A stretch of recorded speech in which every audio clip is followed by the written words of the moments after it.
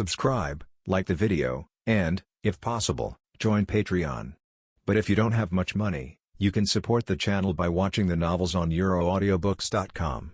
Remember that you can participate in the polls so that your favorite novel gets published for free. He saved X, 23, also known as the Little Wolf Girl, a girl created by a company using Wolverine's genes, possessing the same self-healing ability and implanted with adamantium. As a result, she was hunted by the company's people and had no choice but to leave her home. So we knew he was a mutant or someone with super abilities, but seeing that he was old and seemed weak, we fought him. At first, we had the upper hand, but unexpectedly, one of us accidentally shot his car, and he got angry. In an instant, he killed several of our brothers, and then we escaped. The man with the rooster's head briefly recounted their grudge with Wolverine. Meanwhile, Su Luo tightened his grip on the shield, the bones clearly visible on his palm, and the veins slightly bulging. This showed the turbulent waves in Su Luo's heart. In the background of Wolverine 3, the older generation of mutants died one after another, with no new mutants being born. The grand disappearance, the twilight, has come. In other words, it is now the end of the mutant era. The timeline of mutants has been slightly adjusted. 023 Wolverine Clone X. 24 The information HYDRA has on Wolverine is also limited. They only have recent sightings and an introduction to Wolverine's life. So they don't know that Wolverine is already in his old age at the moment. So they also have no idea that it is now the end times for mutants, because the Essex group has added genetically modified ingredients to the daily food of all humans, which suppress and alter mutant genes. Unbeknownst to them, this has weakened the power of mutants and also organized the birth of mutant newborns. This has led to mutants around the world becoming fewer and almost on the verge of extinction. It can be said that for mutants, it has come to the end times. However, according to the timeline in the movie, the plot of Wolverine 3 should happen in a few years in the future. He pondered for a moment. It may be because the Marvel world integrates the mutant world, so the mutant timeline has undergone some changes. The entire timeline has been pushed forward. Furthermore, because mutants have entered the end times and are basically unable to form any fighting force, the older generation of strong mutants have died one after another, and there are basically no new generations. So mutants have become unable to have any impact on the world at large. When Thanos comes in the future, mutants will also be unable to play any role. Seeing Su Luo lost in thought, the gang of bikers didn't dare to make a move or have any tricks. After all, the deterrence left by Su Luo was too strong. Various thoughts flashed through Su Luo's mind. Soon, he regained his thoughts, looking at the people in front of him. Do you know any other information about that mutant? The people opposite all shook their heads. I don't know. We were planning to seek revenge, but we couldn't find him. Don't know where he went. Su Luo looked at the crowd. So, you don't have any more useful information? They all nodded. Su Luo also nodded. All right. Immediately, he drew his gun, released the safety, and started shooting, his movements flowing smoothly and swiftly. Bang, bang, bang. The sound of gunfire continued. In a few blinks of an eye, Su Luo stopped shooting. The barrel of the gun was still emitting a wisp of white smoke. Pung, pung. The bikers in front fell one after another. Each had a bullet hole in their forehead. Su Luo shook the barrel of the gun, dissipating the smoke. He holstered the gun back at his waist. He turned and left, muttering to himself. I remember Wolverine went towards Eden, which is the location in the X-Men comics. A roar sounded. The motorcycle roared away. The people around knew that this warehouse was a gathering place for the bikers, so even if there was a gunfight inside, no one dared to look or call the police. A few days later, the people around noticed that there was still no sound inside, and, combined with the foul smell, they went in to take a look. They discovered the bodies of the bikers and called the police. The police came here to investigate, but didn't find many clues. Coupled with the fact that the bikers were already unpopular, the people around didn't say much about this matter and didn't provide any clues. The people of the entire town felt that this massacre was exhilarating, and they all applauded. Su Luo visited the restaurant. The customers were eating and chatting. "Have you heard? The motorcycle gang has been wiped out. It happened a few nights ago, but it was only discovered today. I heard it was a regular handgun that shot each person in the head, killing them. So, it was done by one person? They did a great job." The restaurant owner heard the news of the motorcycle gang being wiped out, and it seemed like it was done by one person. He trembled all over. He instantly thought of that night when a handsome young man came to eat at his restaurant and asked about the motorcycle gang. At that time, he even provided the man with information about the gang. He murmured, "Could it be that kid who did it?" His heart was filled with shock and turmoil. He thought the young man was just an ordinary guy. After all, he was dressed in layers, carrying a bag, and it was nighttime. But he didn't expect the guy to be so capable. "Who?" a customer asked, afraid of causing trouble for the young man. The restaurant owner shook his head and said it was nothing. But inside, waves were stirred up in his heart. After Su Luo left the town, he used his phone to search for the comic book from the X-Men. He found the address, and he knew Wolverine's direction. He immediately searched through the maps in his mind, and he found a city on it, Oklahoma City. He remembered that Wolverine seemed to be going to this city, and it happened to be in the direction of Eden. Wolverine also stayed here for a short while, but Su Luo didn't know exactly where he stayed. But he understood that soon, Professor X would lose control and cause a widespread impact. In this situation, as long as he searched online, he would be able to find the location of Wolverine and his team. The setting sun hung in the sky, casting a blood-red glow over the vast and desolate wilderness. A straight road stretched across the wilderness. A motorcycle raced on the road, casting a long shadow. The roar echoed in the empty and quiet land. Su Luo revved the motorcycle to the maximum, speeding like lightning. Soon, a sign stood by the roadside. It indicated that Oklahoma City was not far away. After driving for almost 2 days and nights, I'm finally about to reach Oklahoma City. Su Luo sighed as he looked at the sign. These days, I've been checking the news about Oklahoma City.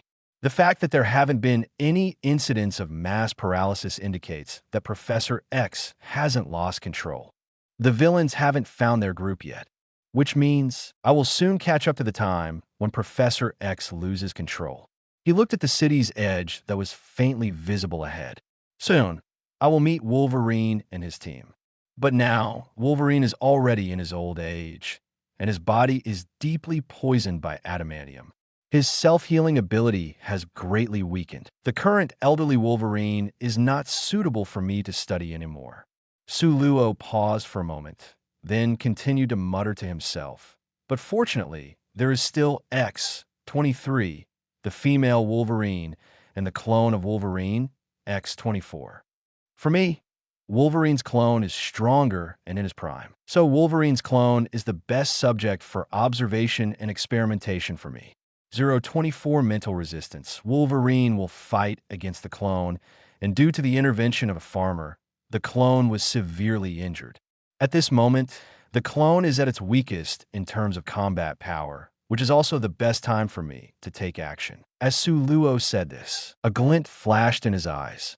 As long as I capture the clone, I can then study the self-healing factor in his body and replicate it. As long as I don't do anything foolish, inject adamantium into my body, and avoid consuming genetically modified food, my self-healing ability will become extremely powerful. My survival ability will reach an astonishing level. Only by staying alive, only by not dying, can the future hold endless possibilities. Soon enough, Su Luo arrived in Oklahoma City. After entering the city, he found a place that was conveniently located in every corner of the city. In a relatively central location, next to the gathering point of the local casino, there were several local large casinos. Sitting in a corner, browsing the local news on his phone, just as Su Luo was tirelessly scrolling through the news, suddenly, a terrifying buzzing sound erupted. An immense spiritual wave of the invisible spread in all directions. Su Luo, who was browsing his phone, instantly froze in place, unable to move. Professor X has lost control, and the other party is near me. Su Luo never expected that the place he randomly chose happened to be not far from Professor X, Wolverine, and the others. And shortly after he arrived, he encountered Professor X's loss of control. At the same time, due to the powerful spiritual impact, Su Luo's ears were filled with buzzing, making him very uncomfortable. However, he quickly noticed something. That was, he could slightly bend his fingers and make extremely slow movements. Although it was far from the level of Wolverine's actions when facing Professor X, it already surpassed ordinary people and even other mutants who were completely immobilized under suppression. What's going on? Why do I seem to have some resistance to Professor X's psychic power? Su Luo knew that Wolverine had a certain level of psychic resistance, but he didn't know whether it came from his adamantium or his self-healing factor. But he didn't understand why he also had a bit of psychic resistance. Although it was not as strong as Wolverine's, Su Luo was still somewhat shocked. After all, Wolverine's psychic resistance was among the top, even among the mutant forces. It was not suitable to compare himself with him. He quickly pondered the factors that could generate psychic resistance in his body. Soon, a flash of insight came to his mind. I understand. I know why it's like this. The Super Soldier Serum. The Super Soldier Serum not only strengthened my body, but also strengthened my mind in that terrifying agony. To be precise, I endured the destructive and crushing pain in my body, which greatly trained my willpower, leading to the enhancement of my psychic power. Compared to ordinary people, my willpower is stronger, which is why I have a certain resistance to Professor X's psychic power. Su Luo didn't expect that he still had a certain level of psychic resistance. This was an unexpected discovery, a pleasant surprise. Just as Su Luo was contemplating, Professor X's attack suddenly stopped. Su Luo understood that Wolverine had injected a sedative into Professor X. His body regained its freedom, and he could move easily again. He stood up and looked towards the high wall next to him, which was behind the neighboring casino. That is the only place around where people can live. So Wolverine and the others should be there. Su Luo quickly started his motorcycle and headed towards the casino. But when Su Luo arrived, he didn't see any sign of Wolverine and the others. He waited for a while. He only saw a group of mercenaries from the Essex group, some running out of the casino and some getting off a van. One of them was the head of security for the Essex group, a cyborg named Donald, with his arm transformed into a mechanical form. He was one of the people who had been chasing after the Wolverine and the little wolf girl from the beginning. Su Luo saw Donald angrily pounding on the car door and growling, "Damn it!" Seeing this, Su Luo understood that Wolverine had already left. But Su Luo didn't mind, because the Essex group ahead would lead him to Wolverine and the others. They would lead him to X-24, the clone of Wolverine, because within Donald's team, there was Caliban, who could sense mutants within a 20-mile radius. So they could easily find Wolverine and the others. Su Luo parked his car on the side of the road and kept an eye on Donald's team using his peripheral vision.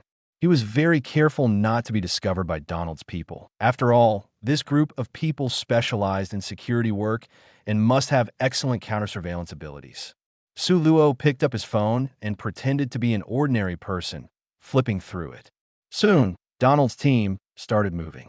The convoy drove out of the front gate of the casino and headed north towards Eden. Seeing the convoy move, Su Luo put away his phone and hung back behind the convoy to avoid being noticed. That's how Su Luo drove for another half day. Suddenly, he noticed a small car speeding out and leaving the convoy, moving at a faster pace. Seeing this, Su Luo frowned slightly. What's going on? Why is this car from the convoy running so fast? But Su Luo didn't chase after it, because Donald's car was still in the convoy, and Caliban was in it. He just needed to follow Donald's car. No need to pay attention to the others. So he drove for another 10 minutes. Finally, the speed of the convoy ahead slowed down. They eventually stopped in front of a farmhouse. Su Luo had turned off his car lights long ago, so it was pitch black. He parked his car on the side and walked up, lowering his footsteps. Just at that moment, he heard a mournful roar from the front. "Charles!" That was Wolverine's voice. Seeing this, Su Luo's expression tightened, instantly understanding that Professor X had died, killed by the Wolverine clone. How did this happen so quickly? Weren't they just arriving? Su Luo muttered to himself. 0-25 snipe and clam fight. Fisherman wins at this moment. A small car next to the house caught Su Luo's eye. He instantly understood. The one who had left the team was the Wolverine clone. It should be the Essex group's attempt to prevent Wolverine and others from escaping. So they sent out the clone to intercept and hunt down Wolverine and capture X-23, the little wolf girl. Soon enough, the X-24 clone walked out of the building, holding the struggling and roaring little wolf girl. The little wolf girl is a mutant created by the Essex group using genetic technology, intended to be trained as a specialized killing tool. However, as the children grew up, the Essex group found it difficult to control this group of mutant children, as they were a strong source of instability. In addition, they had developed a more powerful and obedient genetic weapon, which is the specialized killing machine known as X-24. So they decided to eliminate this group of mutant children. However, some staff members had developed feelings for these children and did not want them to die. So they escaped from the Essex mutant laboratory with a group of children. Now the Essex group is hunting down this group of children. Su Luo's gaze fell on the clone, a strong and sturdy body, exuding a murderous aura. The wounds on the clone's body caused by the little wolf girl were starting to heal. Seeing the young and strong body in front of him, Su Luo's eyes became somewhat heated. This is Wolverine at his peak, with his healing ability also reaching its peak, far surpassing the current elderly Wolverine. After all, the current elderly Wolverine is already sick to the bone. Even his steel claws have rusted, and the degree of wound healing has greatly weakened. His combat power is no match compared to before. So X-24 is the experimental subject he desires the most. At this moment, Wolverine finally appeared. His appearance had clearly aged, and he no longer had the sharp and vigorous look he used to have. He gave off a sense of being on the verge of old age. He was currently holding the dying Professor X in his arms. Looking at Professor X in Wolverine's arms, Su Luo knew that there was no hope for him. After all, Professor X was already very old.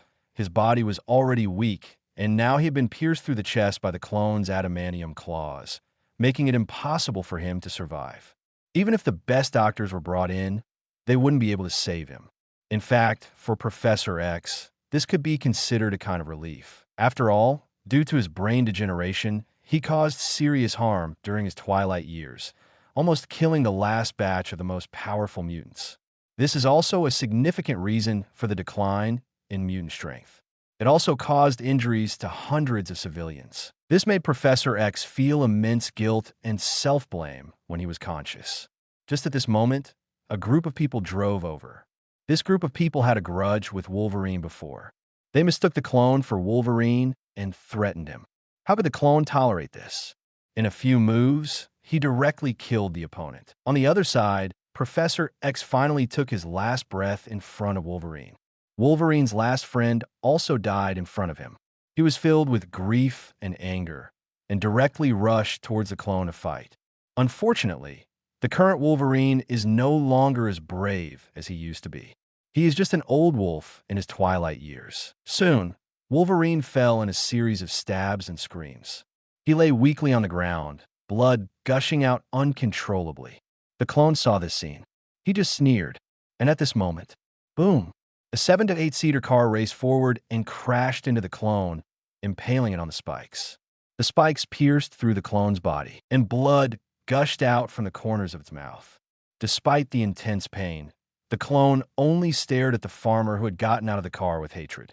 The farmer was the owner of this farm, and his entire family had just been killed by the clone in front of him. He was barely hanging on, relying on his hatred for the clone to persist until now.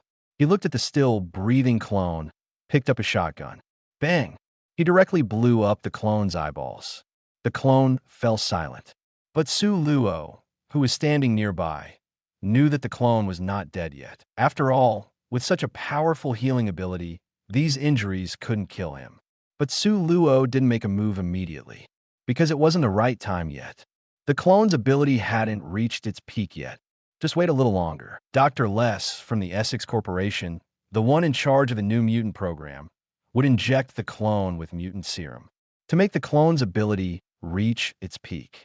Definitely, at the moment, the clone was still in a heavily injured state, just that it had regained consciousness. There was no need to exert any effort to deal with it. This was the moment for him to make a move. At this moment, the little wolf girl noticed Su Luo hiding behind the bushes. She stared at Su Luo with a slightly fierce expression, baring her fangs. Su Luo let out a sigh.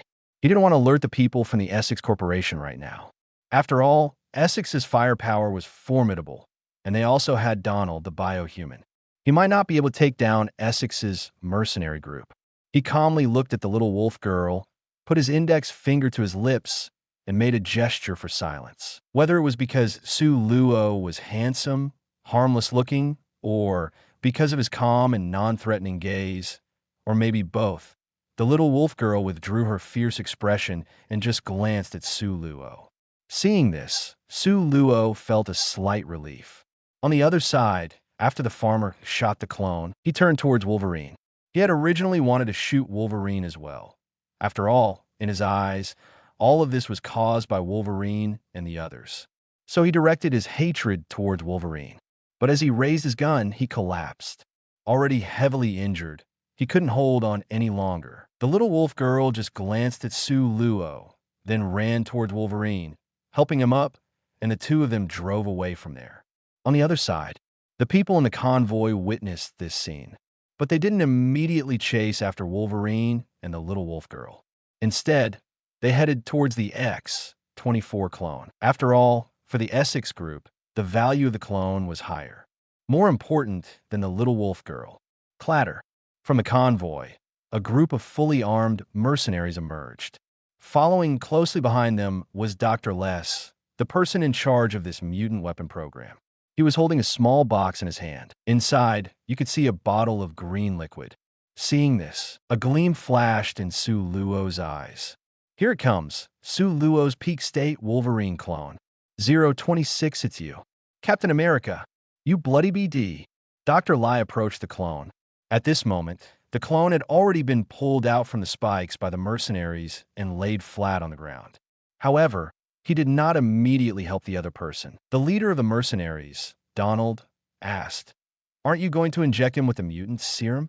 Dr. Lai calmly replied, "He hasn't regained consciousness yet. The serum can be better absorbed, and its effects can be better utilized when he is awake."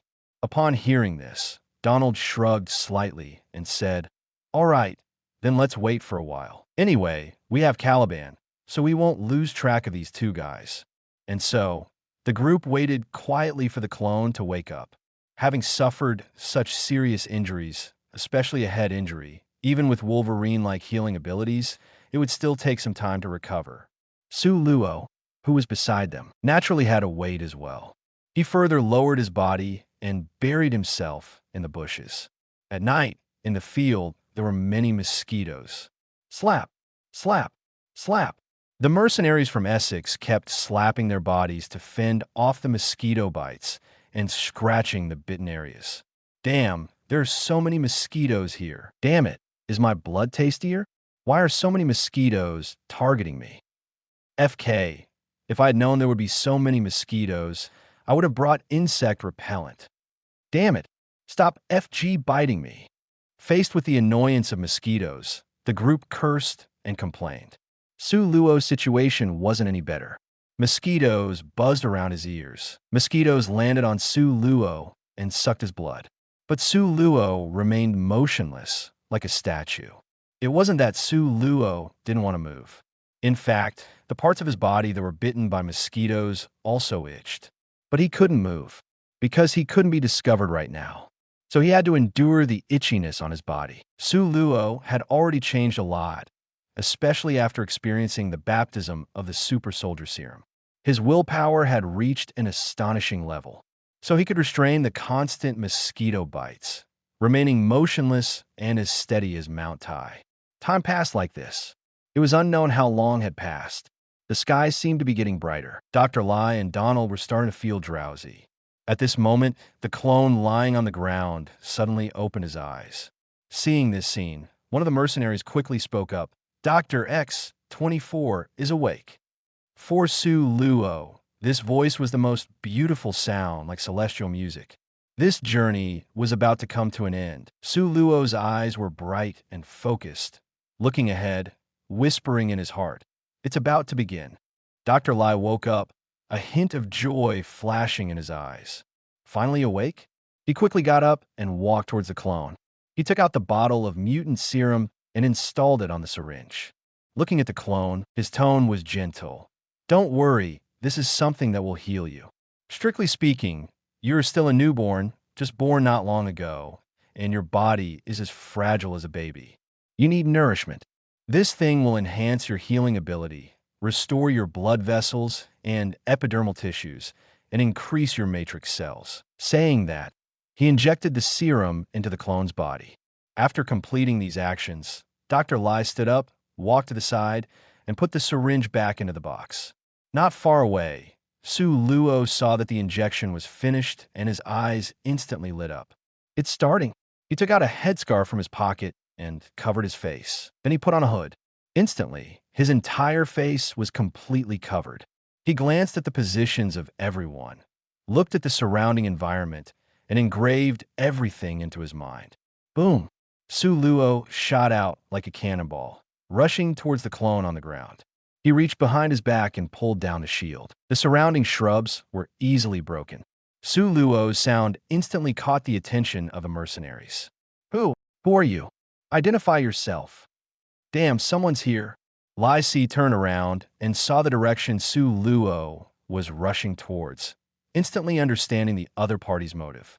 He shouted, "This guy is here to steal X-24. Kill him. We can't let him succeed." Donald looked at Su Luo's astonishing speed, his pupils shrinking. That is definitely not the speed of an ordinary person. Damn it, this speed. He's not an ordinary person. The other party is either a mutant, a super ability user, or someone with enhanced abilities. Donald raised his gun and shouted, "Fire!" Bullets interweave and attack. "Kill him." Ding, ding, ding. Bullets flew out one by one, rushing towards Su Luo. Su Luo raised his shield and blocked the bullet attacks. He looked at the large tree in front of him, his mind spinning rapidly, like a computer calculating the position of each mercenary, calculating the angle at which the shield should fly out, the angle of rebound, the force required, and the throwing technique to be used. These things may seem very complicated, but Su Luo calculated them almost in the blink of an eye. It's as if calculating angles and forces is his instinct. In an instant, he reached a tree, and the veins on his hand suddenly bulged. A burst of brute force surged out. Whoosh! The shield in his hand shot out, like the most powerful arrow. Rushing towards a mercenary, it directly severed the wrist of the mercenary holding the gun, causing a scream. The shield didn't stop. It collided with the car's shell at an angle and bounced off, rushing towards another mercenary. It flew past the mercenary's neck, and a head flew off. Clang! The shield collided with an iron railing and shot out again, cutting off someone's arm. Then he ran towards the big tree. And this chain of shots happened in an instant, a very short time, almost no time for reaction. As soon as Su Luo's front foot left the tree, he reached out and caught the shield. Once again, he held the shield in front of him to block the flying bullets. Ding, ding, ding. Sparks flew. A crisp sound. Not a single bullet hit his vital points. As for his body, it was wrapped in a bulletproof vest. As for his legs, there was hardly any chance of being attacked, mainly because they were smaller in size and he was fast enough to avoid being hit. Su Luo took big strides towards the clone. "Stop him!" Lai Si roared. Two mercenaries rushed up and were directly knocked away by Su Luo's bull-like shield. Su Luo arrived in front of the clone. The immobilized clone stared at Su Luo, their eyes locked. Su Luo felt delighted. X-24, a young version of Wolverine, is in my hands. He lifted the clone and used it as a shield to block the bullets flying towards him. Pust, pust, pust. The clone's eyes widened, and blood silently flowed from the corners of their mouth. What the hell is he doing? The clone coughed, and more blood flowed out. While running away, Su Luo threw the shield again. Because of the clone, the shield didn't need to maintain its defensive function. The shield flew out, knocking down several mercenaries once again. Lai Si glared at Su Luo, as well as the shield in his hand. He gritted his teeth and angrily shouted, "This speed! This shield's attack moves! It's you, Steve Rogers! You damn Captain America! You damn guy! What are you doing here? Kill him for me!" Chapter 6 is here. The last update for today. Please support with flowers and votes. Going to sleep. Great discounts on books for the Dragon Boat Festival. Top up 100 and get 500 VIP points. Grab the offer now. Promotion period. June 22nd to June 24th. 027. You are not a human being. One asked for flowers and tickets. The attack towards Su Luo became even more fierce. A large number of bullets were unleashed, seemingly surrounding Su Luo from all directions. Su Luo quickly used a clone to defend himself. Fortunately, the clone's body was tall enough to completely cover him. Pust, pust, pust. Bullets shot out from within the clone's body. Blood gushed from the corner of the clone's mouth, as if it were free. Su Luo whispered, "It's okay, you won't die, just suffer a bit." The clone couldn't speak, only able to stare at the masked person in front of him. The clone had never experienced such intense emotional fluctuations before. Angry but powerless, he felt extremely frustrated. This was an emotion he had never felt before. At this moment, Donald rushed toward Su Luo and punched him, saying, "Captain America, don't bring trouble upon yourself, offending us Essex. You better get out of here, otherwise you'll regret it." Whoosh! Then something faster than Donald's iron fist. A shield came from the side and collided with Donald's body, sending Donald flying. Immediately, it rebounded on his Su Luo. The people around took a slight breath when they saw this scene. This ability to calculate was simply terrifying. It actually calculated the attacking range, even for someone running. Su Luo continued to sprint, heading towards his motorcycle. Just at this moment, Les shouted, "Bring out the heavy weapons. We must stop them." The mercenaries beside him hesitated, saying, "But he has X-24 in his hands. It's company property. If we destroy it, the company will be furious." Les gritted his teeth. "X-24 has self-healing ability. It won't die. We'll just have to spend more time recovering. We absolutely cannot let the other party take X-24 away. This is our latest genetic weapon, and there is still a large amount of experimental data that has not been recorded. We absolutely cannot afford to fail and start over from scratch." Donald climbed up from the ground, his whole body in pain. He swallowed a mouthful of blood and fiercely shouted, "Heavy weapons. Listen to Dr. Les soldats." The mercenaries quickly lifted a rocket launcher from the car, preparing to aim at Su Luo. Su Luo heard the sound from behind. He swiftly hung the shield back on his backpack and quickly drew his pistol from his waist. Turning his head, he instantly locked onto the enemy who had taken out the rocket launcher, just as the enemy was about to aim. He fired a shot towards the back. Bang! A bullet accurately hit the enemy's forehead. In the moment of death, the enemy accidentally pulled the trigger. Whoosh! The shell shot out, flying towards the ground beside Su Luo. Seeing this, Su Luo's eyes narrowed. Shit. He quickly positioned the clone in front of him. Boom! An explosion. Because it was closer to Su Luo, the strong shockwave directly threw Su Luo and the clone into the air. They flew forward for a while. Both of them landed near the motorcycle. Su Luo felt as if his whole body was falling apart, his face twisted in pain, looking somewhat ferocious. He took a shallow breath. Feels kind of refreshing.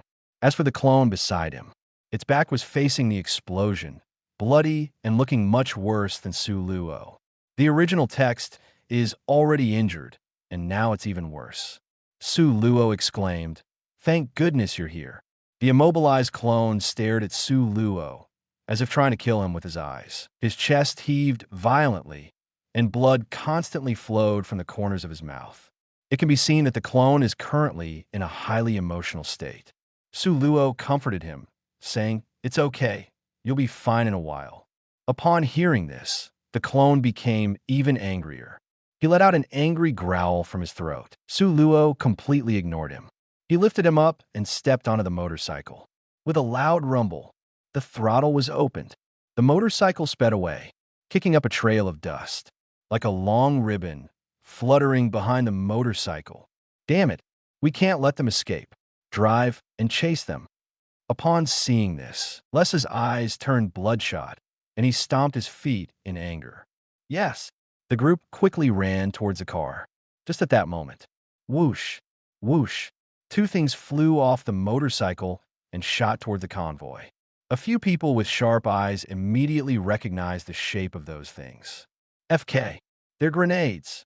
Take cover. Grenades. Evade. Get down. Quickly get down. Two grenade-like objects fell among the convoy, just when everyone thought that two small explosions were about to occur. Buzz. Buzz. Two hand grenades emitted two low buzzing sounds. An invisible shockwave was released. Inside the car, some monitoring devices instantly shut down and went black. The cars that were still running suddenly stalled and stopped buzzing. Lysy saw that the bomb didn't explode, and his pupils contracted.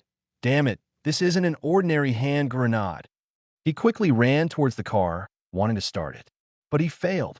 Looking at the dashboard, it was also pitch black. No matter how he tried to start it, it wouldn't work. Lysy grabbed his hair. Damn it. Captain America is using an electromagnetic pulse weapon. He damaged the engine of our car. Damn it. To make an electromagnetic pulse weapon in such a small shape, yet with such great power, it must be extremely advanced technology. How could Captain America have such technology? It must have been given to him by Tony Stark. Only a top genius like Tony Stark could create such an electromagnetic pulse weapon. It's really you, Captain America. Don't think that you've hidden your identity. I know it's you. Lysy roared in anger. Captain America, you will pay for your actions. One of the mercenaries next to him spoke up. We still have Caliban. As long as we call for backup, we can lock on to X-24 and retrieve him. Saying that, he quickly took out his phone, only to find that it was blacked out. Fool, even your phone could be destroyed by an electromagnetic pulse weapon. Dr. Lysy was furious and helpless. Donald quickly went to check the other cars, and they were all destroyed. He went inside the house, hoping to contact someone, but he found that the communication facilities were also damaged. Donald walked out and punched the wall, creating a dent. Damn it. The range of this electromagnetic pulse is quite large. Electronic devices within a radius of 50 meters have all been destroyed. 028 people sitting at home. Pot comes from the sky. 2 asking for flowers and tickets. He looked at the vast and uninhabited farm and gritted his teeth, saying, "This is the countryside, very remote, and there's no way to find people or cars." Many American farmers have spacious land. After all, the land is vast and sparsely populated. Moreover, with agricultural automation, even a family can handle things on a large field through high-tech farming tools. Dr. Rice clenched his fist, veins popping on his forehead. This guy came prepared. He calculated everything. He prepared an electromagnetic pulse weapon in advance, causing us to lose our cars and communication devices, so we can't track him. What a clever plan. He must have been planning for a long time. Actually, Dr. Rice misunderstood Su Luo. This situation was not planned by Su Luo. After all, he didn't expect the plot to reach the old age of Wolverine. He prepared the electromagnetic pulse weapon initially just to prevent HYDRA's exoskeleton soldiers. He didn't plan to involve the Essex Company from the beginning. It was only after arriving here that he planned everything and cut off Essex's communication and transportation means. It can only be said that everything was a coincidence. Donald looked at his men and said, "Let's go. 2 people come with me to find a car. The sooner we find a car, the sooner we could track down X-24. Yes, the group of mercenaries replied. Saying that, Donald took 2 or 3 people and ran towards the rural road outside, preparing to escape to the main road in the distance to find a car and a phone. Su Luo's motorcycle sped along the rural road. 15 minutes later, he finally rushed from the remote countryside to the main road. On the main road, he looked back at the X-24 clone, whose hands and feet were firmly locked by magnetic handcuffs. The injuries on the clone's back were almost healed. The injuries to his eyes were also mostly recovered. There was no blood in the corners of his mouth. It seems that it won't be long before you regain your ability to move, Su Luo said. The clone heard this and stared at Su Luo, as if saying, "You're finished when I recover." Su Luo looked at the clone and said, "I can't let you regain your ability to move, otherwise it will be troublesome. After all, those steel claws of yours still have some power." Saying that, he took out a small button from his pocket. "Perfect, the thing I prepared is just right." In order to keep Wolverine in check, Su Luo had long prepared a paralysis button with neurotoxin. Neurotoxin, it was something that could paralyze even the later stages of Thor. Definitely, his neurotoxin might not be as good as the Grandmaster's neurotoxin used to paralyze Thor, but it was more than enough to deal with the Wolverine clone. Seeing the button in Su Luo's hand, the clone looked at the button in Su Luo's hand and was slightly stunned. Immediately, a bad feeling surged up in his heart. He had a strange premonition that if he was hit by this thing, he would be completely finished. The clone roared in his throat, trying to stop Su Luo's actions. But he couldn't move. However, under intense emotions, his body began to tremble, as if struggling with all his might. Su Luo comforted him, saying, "It's okay, it doesn't hurt, it just makes you quiet." Saying that, he pressed the button on the clone's neck. The next moment, 3 needle tubes emerged from the button and pierced into the neck of the clone. A trace of neurotoxin was injected into the clone's body. The neurotoxin instantly rushed into his nervous system, rapidly expanding and instantly dominating the clone's entire neural network. The struggling clone suddenly became motionless, as if frozen. The clone felt something strange in his body, and a hint of fear finally emerged in his pupils. He looked at the masked man in front of him, looking at the calm eyes of the other person, and for the first time, he felt fear toward another person.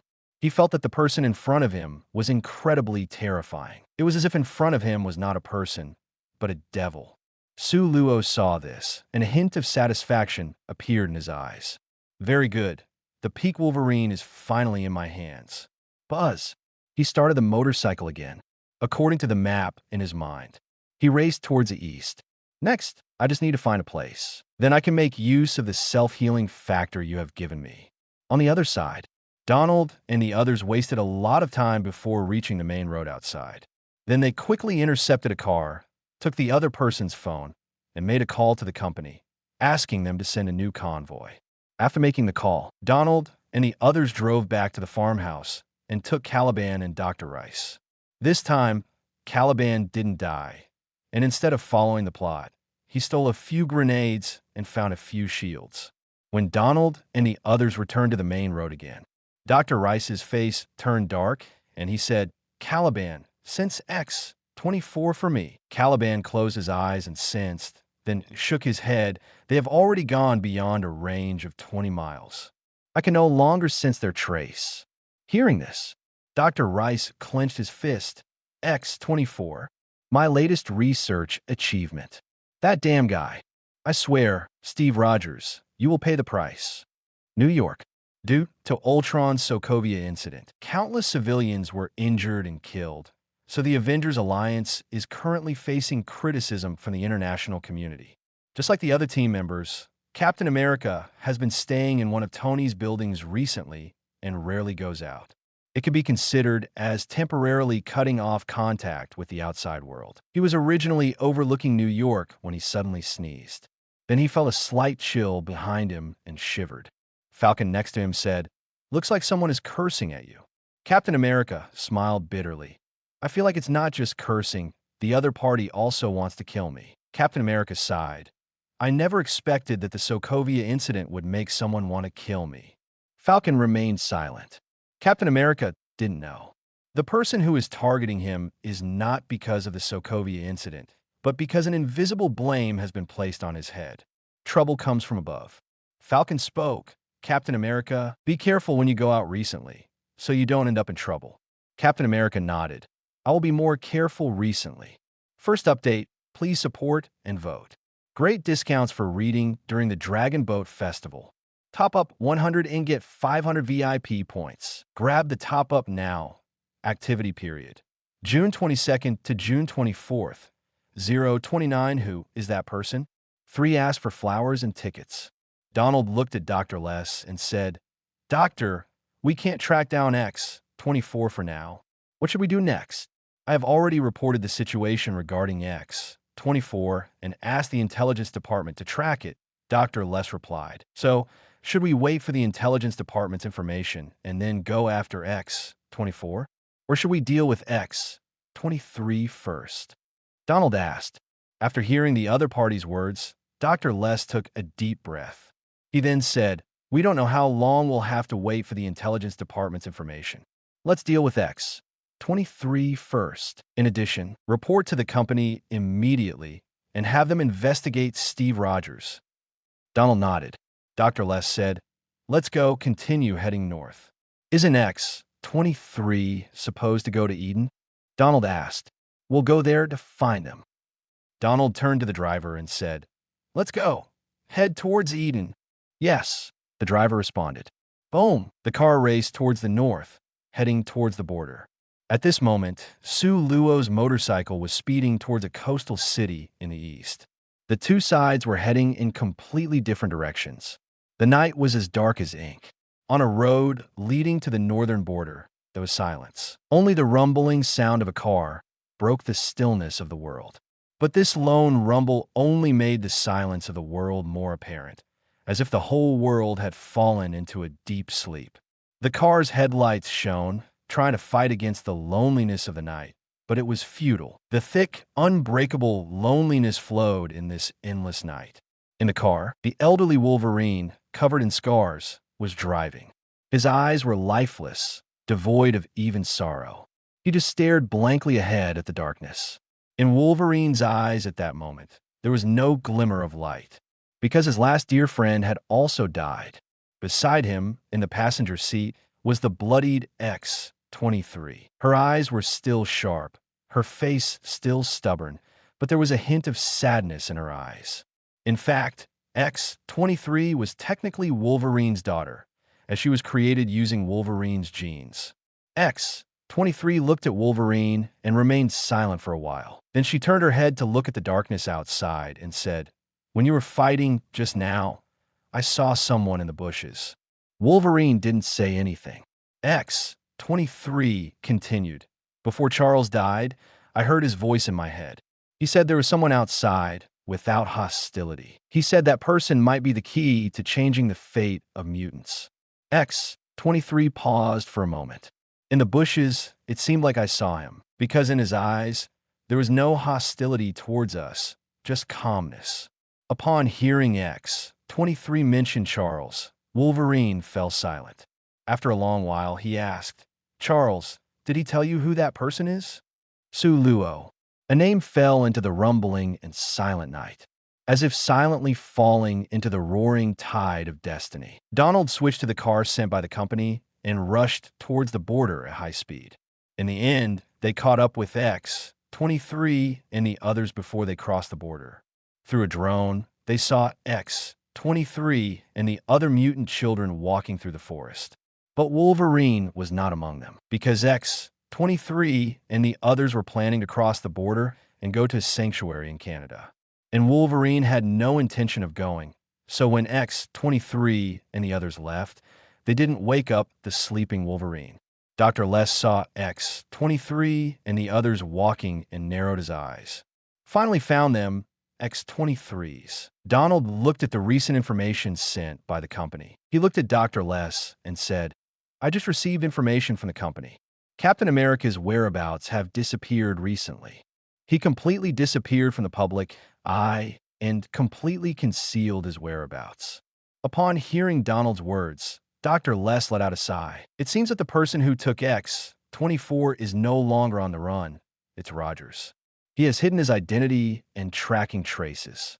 Dr. Les gritted his teeth slightly. "Continue investigating Rogers' whereabouts. As soon as he shows up, we'll go find him." Donald nodded. "Okay." Dr. Les spoke up. "Let's start by killing those little ones." "Yes." Immediately, Donald and the hired team got out of the car and rushed towards the little wolf girl and the others. Holding guns and bullets, they attacked them, seeing the little wolf girl and the others in imminent danger. At this moment, a temporarily revitalized Beast rushed out from behind and charged towards the mercenaries. Its movements were swift, like an arrow leaving the bow. Its steel claws were hard, easily piercing through the mercenaries' bulletproof vests and helmets. Soon enough, those mercenaries fell down. Wolverine, covered in blood, caught up with the little wolf girl and the others, leading them towards the northern border. This was Wolverine injected with mutant serum. When leaving, the mutant child left a bottle of green mutant serum for Wolverine. It temporarily stimulated Wolverine's vitality, allowing him to save the little wolf girl and the others in time. This time, because of Sue Luo's intervention, the clone did not enter this chase. So Wolverine did not encounter a formidable opponent he couldn't defeat. Therefore, this time, the old Wolverine did not die. He survived and took the little wolf girl and the others to a sanctuary in Canada. Before entering the tunnel at the border, Wolverine looked back at the world behind him. He looked at his own hands. With a soft sound, adamantium claws pierced out. He murmured, "Perhaps I should continue to live, and maybe it's time to let go of these claws." After saying that, he turned around and led the little wolf girl and the other mutant children into the tunnel, stepping into an unknown future. In the car behind, Dr. Les watched Wolverine and the others leave, letting out a painful roar. He could have taken down these guys because he possessed the powerful weapon X-24, but unexpectedly, X-24 was intercepted halfway. Damn it, it's all because of Rogers. Rogers. Amidst the roar, there was deep-seated hatred that was etched into his heart. On the road, a car was speeding. A motorcycle was hanging on top of the car. The driver of the car was a man wearing a mask, his black eyes calm and steady. This person was Sue Luo. He had stolen a gang member's car on the way. There was no choice. Riding a motorcycle with a bound person was too conspicuous. On his phone's browser, he was searching for the mastermind behind the Essex group. After the search was complete, he looked at the browser. 030 Osborne Corporation, however, the search failed. He did not find out who the Essex group really is from the internet. After all, he was still curious about the origin of this Essex group. It only showed that this business giant is a biotech conglomerate with a global reach in everyday food and deep involvement in the field of genetically modified organisms. In the movie, it seems that the origin of the Essex group was not revealed either. The only thing Sue Luo knew was Dr. Lee's. His father, Dr. Del Lees, was in charge of the X-Weapon program and was later killed by the escaped Wolverine. In the end, Dr. Lees followed in his father's footsteps and joined the Essex group, reopening the X-Weapon program to exterminate all mutants and create new mutant weapons. This is definitely not something Lees could plan. After all, Lees is just a researcher with slightly better abilities. In Sue Luo's opinion, there must be a mastermind behind this extermination plan. He created the massive Essex group and then used it to control global food security, silently strangling mutants. At the same time, while exterminating mutants, he also didn't forget to create mutant weapons. This person behind the scenes is definitely not an ordinary person. He must have strong ambitions and abilities. By taking away X-24 this time, he has already made enemies with the Essex group. Although it hasn't been exposed yet, it may be exposed one day. At that time, he may face retaliation from the Essex group. So Sue Luo wanted to understand this company first, to understand the existence behind it. But in the end, he didn't find what he wanted. Sue Luo drove the car and murmured, "So, who is behind Essex?" Bang! The car passed through a pothole, causing the whole car to shake. In the trunk, there was a loud noise, and the things inside were also hit. Sue Luo didn't care and said, "It's nothing, just a pothole." Inside the trunk, impotent anger brewed in the trunk. Sue Luo looked at the road ahead. Now Sue Luo is heading to New York.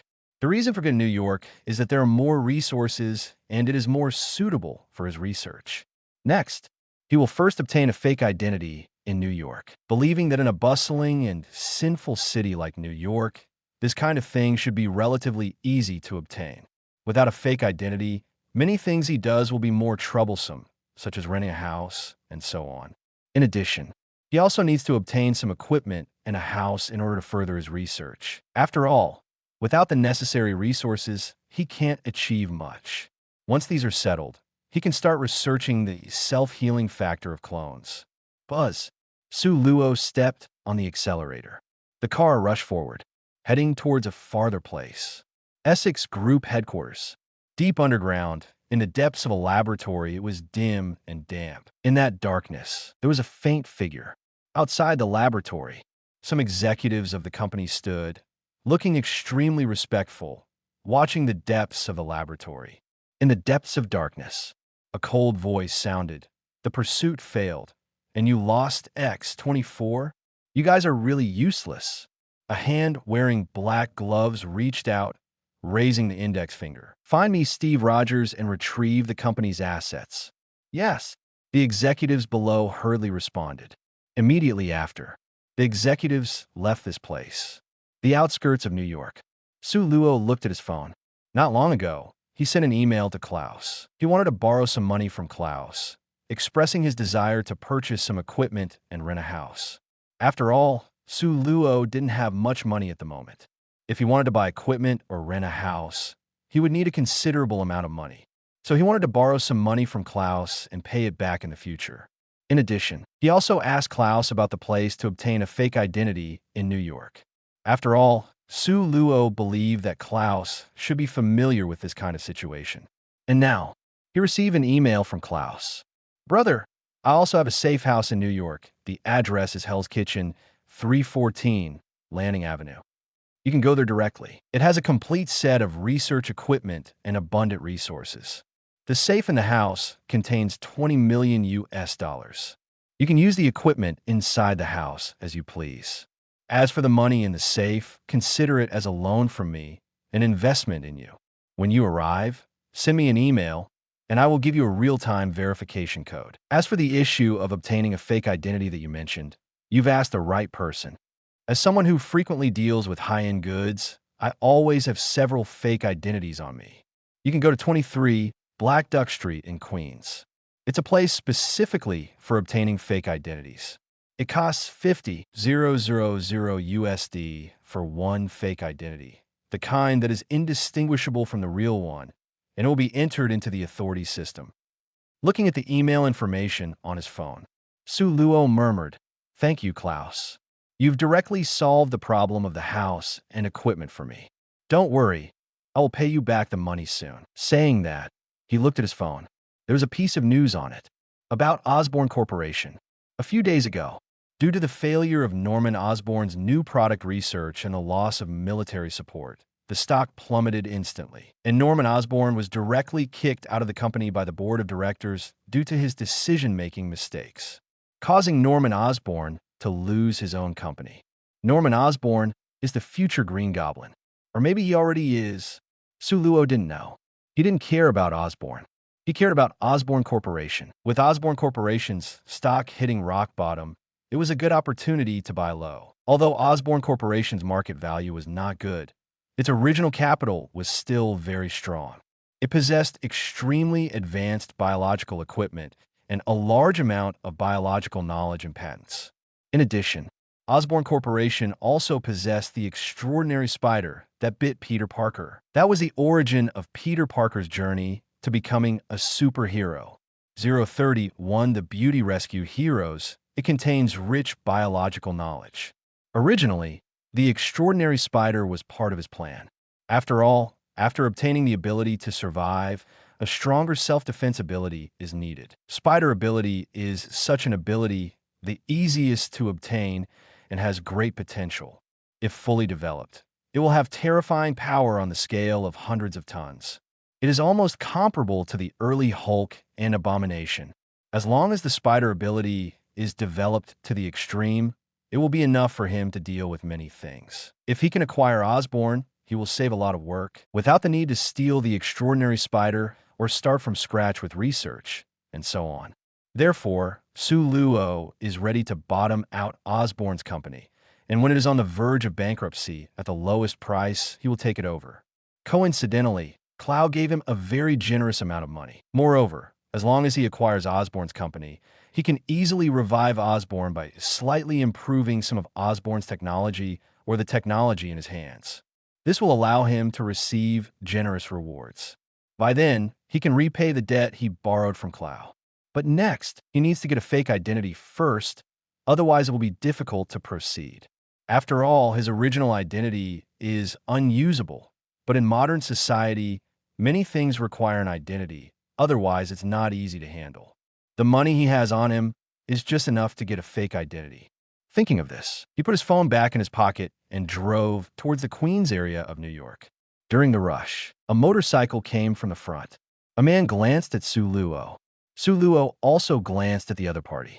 Then the two vehicles passed each other. Su Luo's mind flashed the other person's face and murmured, "Baron Zemo." New York is really small. Just wandering around, you can meet someone with a head and a face. Baron Zemo, his family died in the Sokovia incident, so he resented the members of the Avengers Alliance. He eventually planned a series of events, triggering the civil war within the Avengers Alliance, hoping to make the members of the Avengers Alliance kill each other. Su Luo really didn't expect. Just arrived in New York and met such a person. He looked at himself in the mirror with a mask and sunglasses, his face mostly covered. He understood that he needed to learn some makeup techniques, otherwise, always covering his face would not be a solution. Whoosh! The car headed towards New York, towards this bustling and contradictory city filled with a lot of evil. Soon, he arrived at the place to get a fake identity. It was in an alley, a relatively secluded place. There were no signs outside, and behind the door was a curtain. Pushing aside the curtain and entering, he saw the situation inside. The space inside was narrow and messy. In the corner, there was a workbench. There were several computers on the workbench. A man with messy hair was sitting behind it, typing on the keyboard. "What do you want?" The man didn't look up. Su Luo spoke. 50,000, a new identity. "Oh, it seems like you were introduced by someone you know. You're quite familiar with this place." The man glanced at Su Luo. "Give money, take a photo, get an identity." The man sniffed. Su Luo took out a stack of money from his backpack and placed it on the table. "Count it." The man put the money into a counting machine. Clatter, clatter. Soon the money was counted.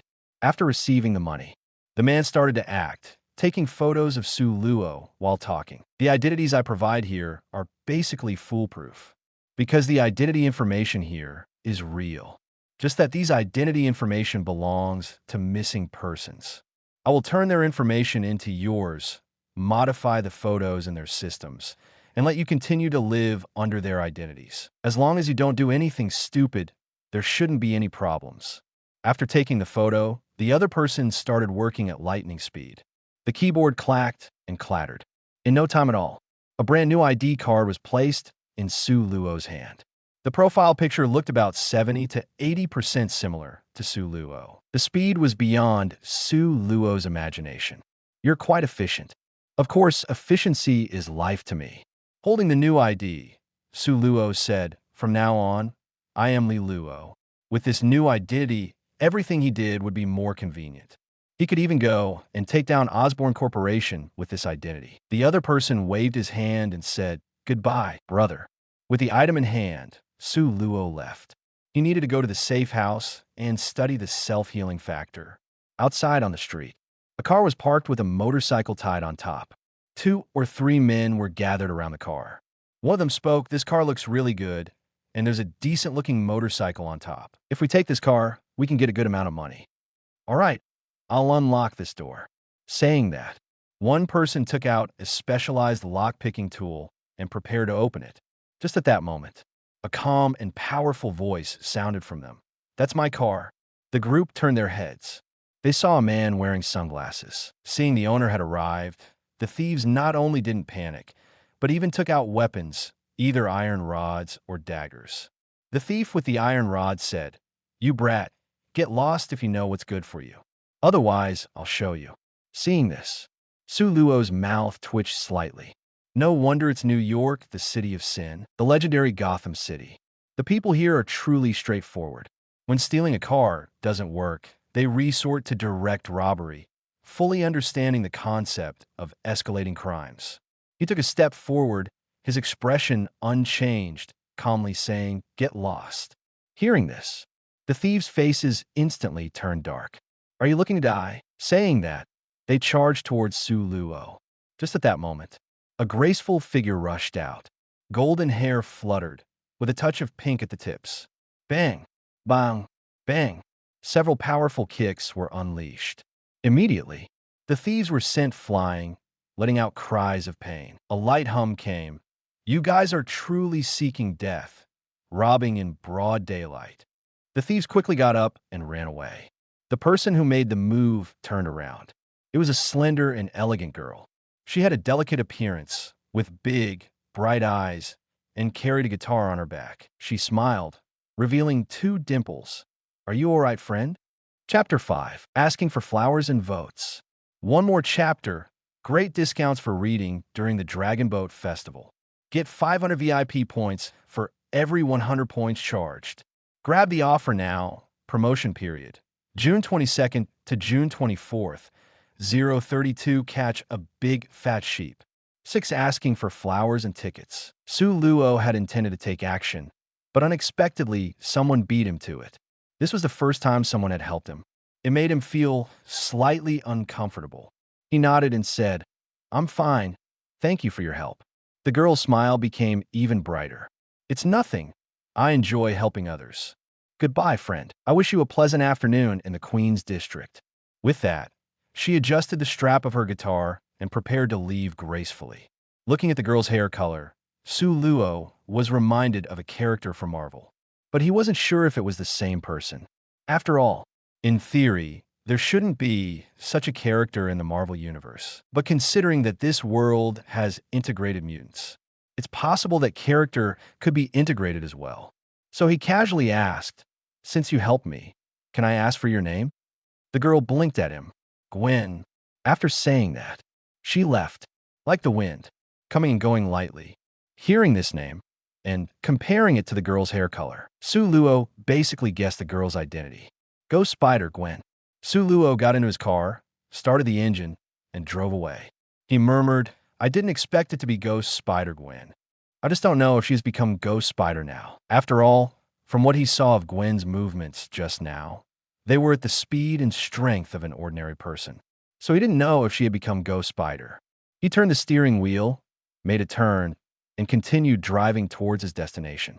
He looked at the scenery outside the window and murmured, Sure enough, it's New York. I haven't been here for half a day, and I've already encountered 2 well-known figures.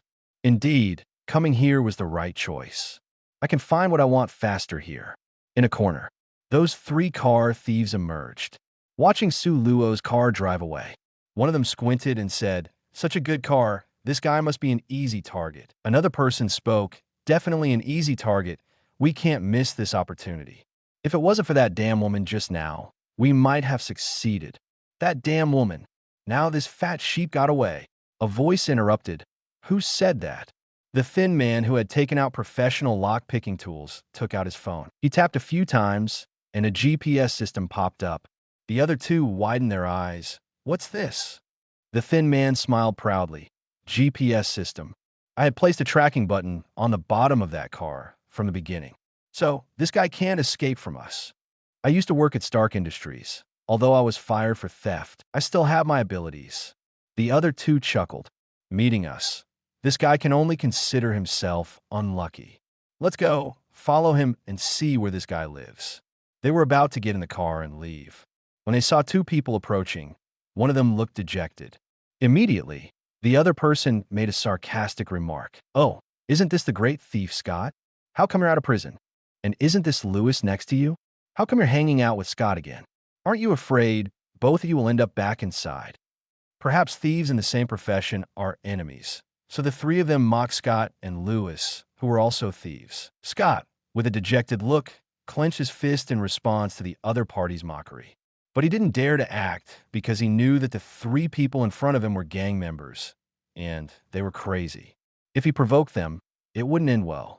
He had only recently been released from prison and couldn't afford to cause trouble. Beside him, Lewis quickly pulled his friend away and whispered, Don't bother with them. It's not worth it. If Su Luo were here, he would be able to recognize him. The dejected person is none other than the future Ant-Man. The group of car thieves continued to mock the 2 as they walked away. After doing all this, the car thieves felt much better and the frustration from Gwen's scolding had dissipated. Let's go. Let's not bother with this waste. Let's go find that unlucky guy. Yes, finding the fat sheep is more important. I have a good feeling about this. We're going to make a big profit this time. Hearing this, the group of people all showed satisfied smiles. They immediately hailed a taxi and followed the GPS to their destination.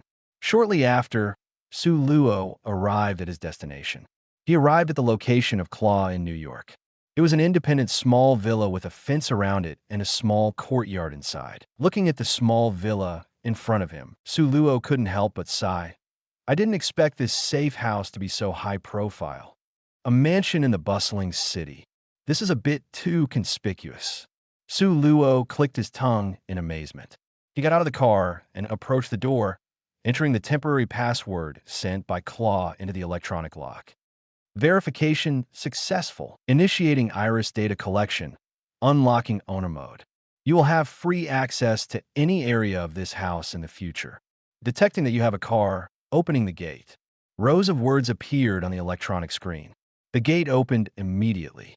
Su Luo drove in and parked the car in the parking space. After doing all this, he excitedly opened the trunk. After all, the research was finally about to begin. The clone lay motionless like a stone. Only its eyes could move. The clone stared at Su Luo intently. Seeing Su Luo's eager gaze, the clone X-24 swallowed nervously, feeling extremely uneasy. Su Luo comforted, "Don't be nervous. It's just a small experiment." After saying that, Su Luo lifted the clone and walked towards the house. Claw had already sent him the layout of the house, so he walked into the basement with ease. The basement was a tool room, equipped with tools and equipment similar to another safe house. Quite complete. Su Luo placed the clone on the steel experimental table. Using magnetic handcuffs, he firmly shackled the clone to the table. For magnetic handcuffs, locked onto the steel.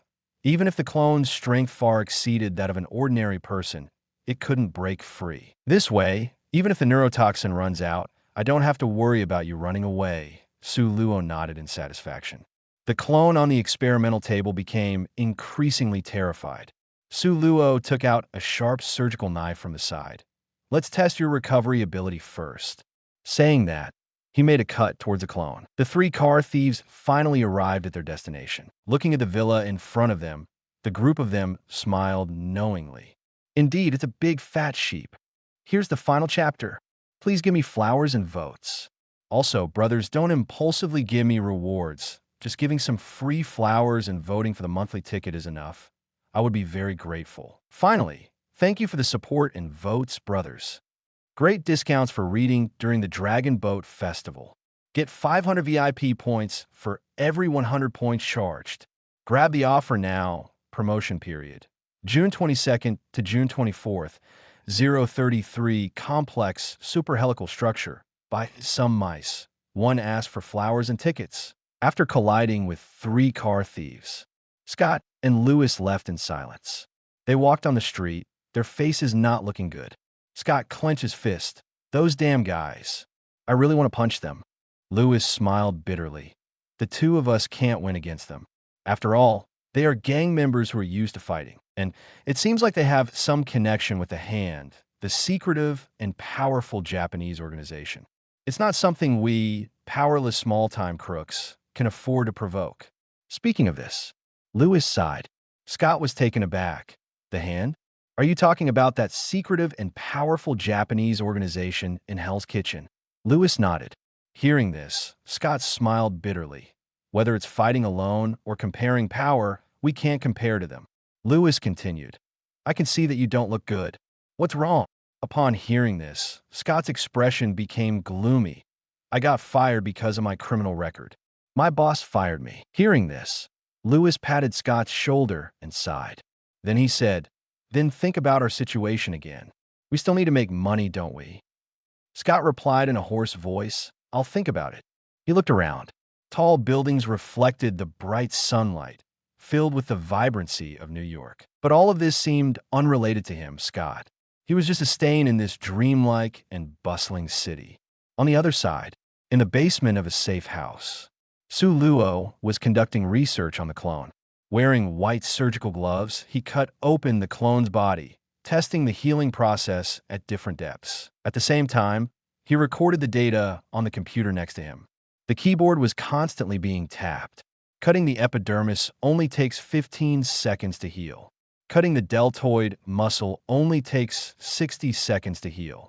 Cutting the anterior tibial muscle only takes 55 seconds to heal. Su Luo continued to experiment and constantly entered data on the keyboard. I still have to personally tap the keyboard and enter data. The equipment here is not very intelligent. If it were Iron Man's set of equipment, with artificial intelligence assistance, the AI would automatically record, and most of the work could be completed through conversation. That would be true efficiency. Su Luo sighed. My efficiency is still too low. It seems that I need to upgrade my related equipment in the future. But that has to wait until I acquire Osborn's company. After all, only by acquiring Osborn can I have enough resources to upgrade the equipment. While muttering to himself, Su Luo continued to work. On the operating table, the clone's body was covered in blood stains, with some wounds still healing, grotesque and terrifying with red flesh protruding. His forehead was covered in sweat, his lips constantly trembling, and his body still somewhat stiff. He looked at Su Luo with fear in his eyes. What he was most worried about was ending up in an irreparable state. And now, this situation had actually happened. The clone looked at the man in front of him, fear filling his eyes, especially when he saw him performing surgery and talking to himself. That was what scared the clone the most. Su Luo glanced at the clone. This neurotoxin is even better than I imagined. It's been so long, and it still works. He continued, sorry, when one person is constantly doing research, they can't always be tense. So occasionally, they need to say something to relax their nerves. Although it may look terrifying, like a pervert, but don't worry, I am mentally stable. Everything is under control. You don't need to be afraid. Listening to Su Luo's words, the clone became even more fearful. His lips trembled even more intensely. Su Luo looked at the wounds on the clone's body and said, your self-healing ability is not good. Next, I will start analyzing your genes. His eyes flickered with a hint of excitement. Once I decipher your genome, I will be able to obtain your ability. He dropped a drop of the clone's blood onto an electron microscope. Immediately, a double helix structure appeared before his eyes. It was two strands of deoxyribonucleic acid, DNA, coiling around a common central axis, forming a double helix structure, which is the DNA inside the body. DNA, also known as deoxyribonucleic acid, is a complex organic compound with a molecular structure. It is a long polymer composed of repeating nucleotide units, with a width of 2.2 to 2.6 nanometers, and each nucleotide monomer measuring 0.33 nanometers in length. It exists as a component of chromosomes in the cell nucleus. Its function is to store genetic information. This genetic information is the source of the mutant's powerful abilities. He then zoomed in, and the double helix DNA appeared in a larger perspective, revealing a more high-level structure. It was a superstructure of DNA formed by further twisting, coiling, and folding of the double helix. Helical, coiled, folded, forming a complex superhelix. Su Luo understood. It is this high-level structure that influences the function of DNA and makes mutants different. Deciphering such a large genome is giving me a headache. Su Luo felt a slight headache. After all, the genes inside the body are extremely vast. He couldn't help but think of Essex Corporation. Since Essex Corporation can create new mutants, they must have very mature genetic technology. If I can get it, I can save a lot of effort. Unfortunately, I can't get it now. I can only do it myself, starting from scratch. Su Luo sighed. Also, to analyze these genomes, I need some test subjects to observe the effects and analyze their functions. Later, I will go to the market and buy some test subjects. Su Luo said as he began to analyze and record the genome in front of him. Outside the house, 3 car thieves were standing at the gate. One of them, who had worked at Stark Industries, took out a computer and connected it to the gate system. It can be said that he truly lived up to his reputation of having skills, having worked at Stark Industries. Soon, with the car thieves tapping. Creak. The gate opened. The three of them were extremely excited. We did it. Let's go. Let's go in and make a fortune. Chapter 1 Update. Please support with flowers and votes. Brothers, I feel a bit rebellious in my heart. Yesterday, I said not to impulsively give rewards, but then a few rewards came in, leaving me speechless. Brothers, let me speak from the heart. The author doesn't rely on rewards to make money, mainly relies on subscriptions to make a living. So, if you're not a wealthy brother, please don't give rewards. Use the money to buy something delicious, or save some to subscribe to me later. That's okay. Dragon Boat Festival Book Sale. Get 500 VIP points for every 100 points topped up. Grab the offer now. Promotion period. June 22nd to June 24th. 034 this wave is going to make a lot of money. 2 asking for flowers and tickets. Speaking of this, several thieves wearing hoods and masks immediately entered the courtyard. They were carrying wrenches, daggers, and other tools for self-defense. Even the thin man who opened the door had his hand on his waist, where there was a gun. As they entered, the thief saw a car parked in the courtyard. Seeing this, the thin man chuckled softly. When we leave, we can take this car with us. It's a perfect getaway vehicle. After we escape, we can even sell it, killing 2 birds with 1 stone. The other 2 also chuckled softly.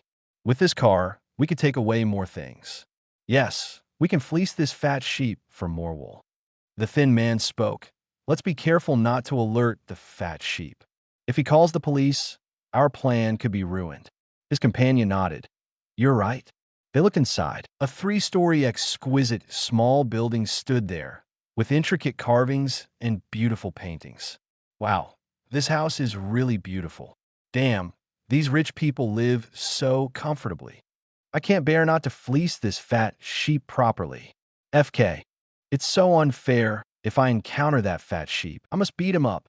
Why does he get to live in such a nice house? The few of them muttered enviously and jealously. They sneaked towards the house. Because the thin man had previously tampered with the security system when he broke in, they didn't encounter any alarms along the way. Using specialized lock-picking tools, the thin man opened the door and walked in. As they entered, everyone's eyes sharpened. The furniture and decorations inside were of the highest quality, grand and majestic, exuding a classical beauty that was very pleasing to the eye. All the furniture was top-notch. Wow, this sofa is definitely custom-made by a top Italian workshop. So comfortable. The thin man gently stroked the genuine leather of the sofa, showing a sense of enjoyment. Another person touched the carpet. This carpet is definitely handmade, and it's very well made. It looks expensive at first glance. A whole wall of murals, a depiction of heaven. These angels are so lifelike and realistic. It's art. Looking at these things, the few of them had stars in their eyes. We hit the jackpot. We really hit the jackpot this time. This guy is so rich.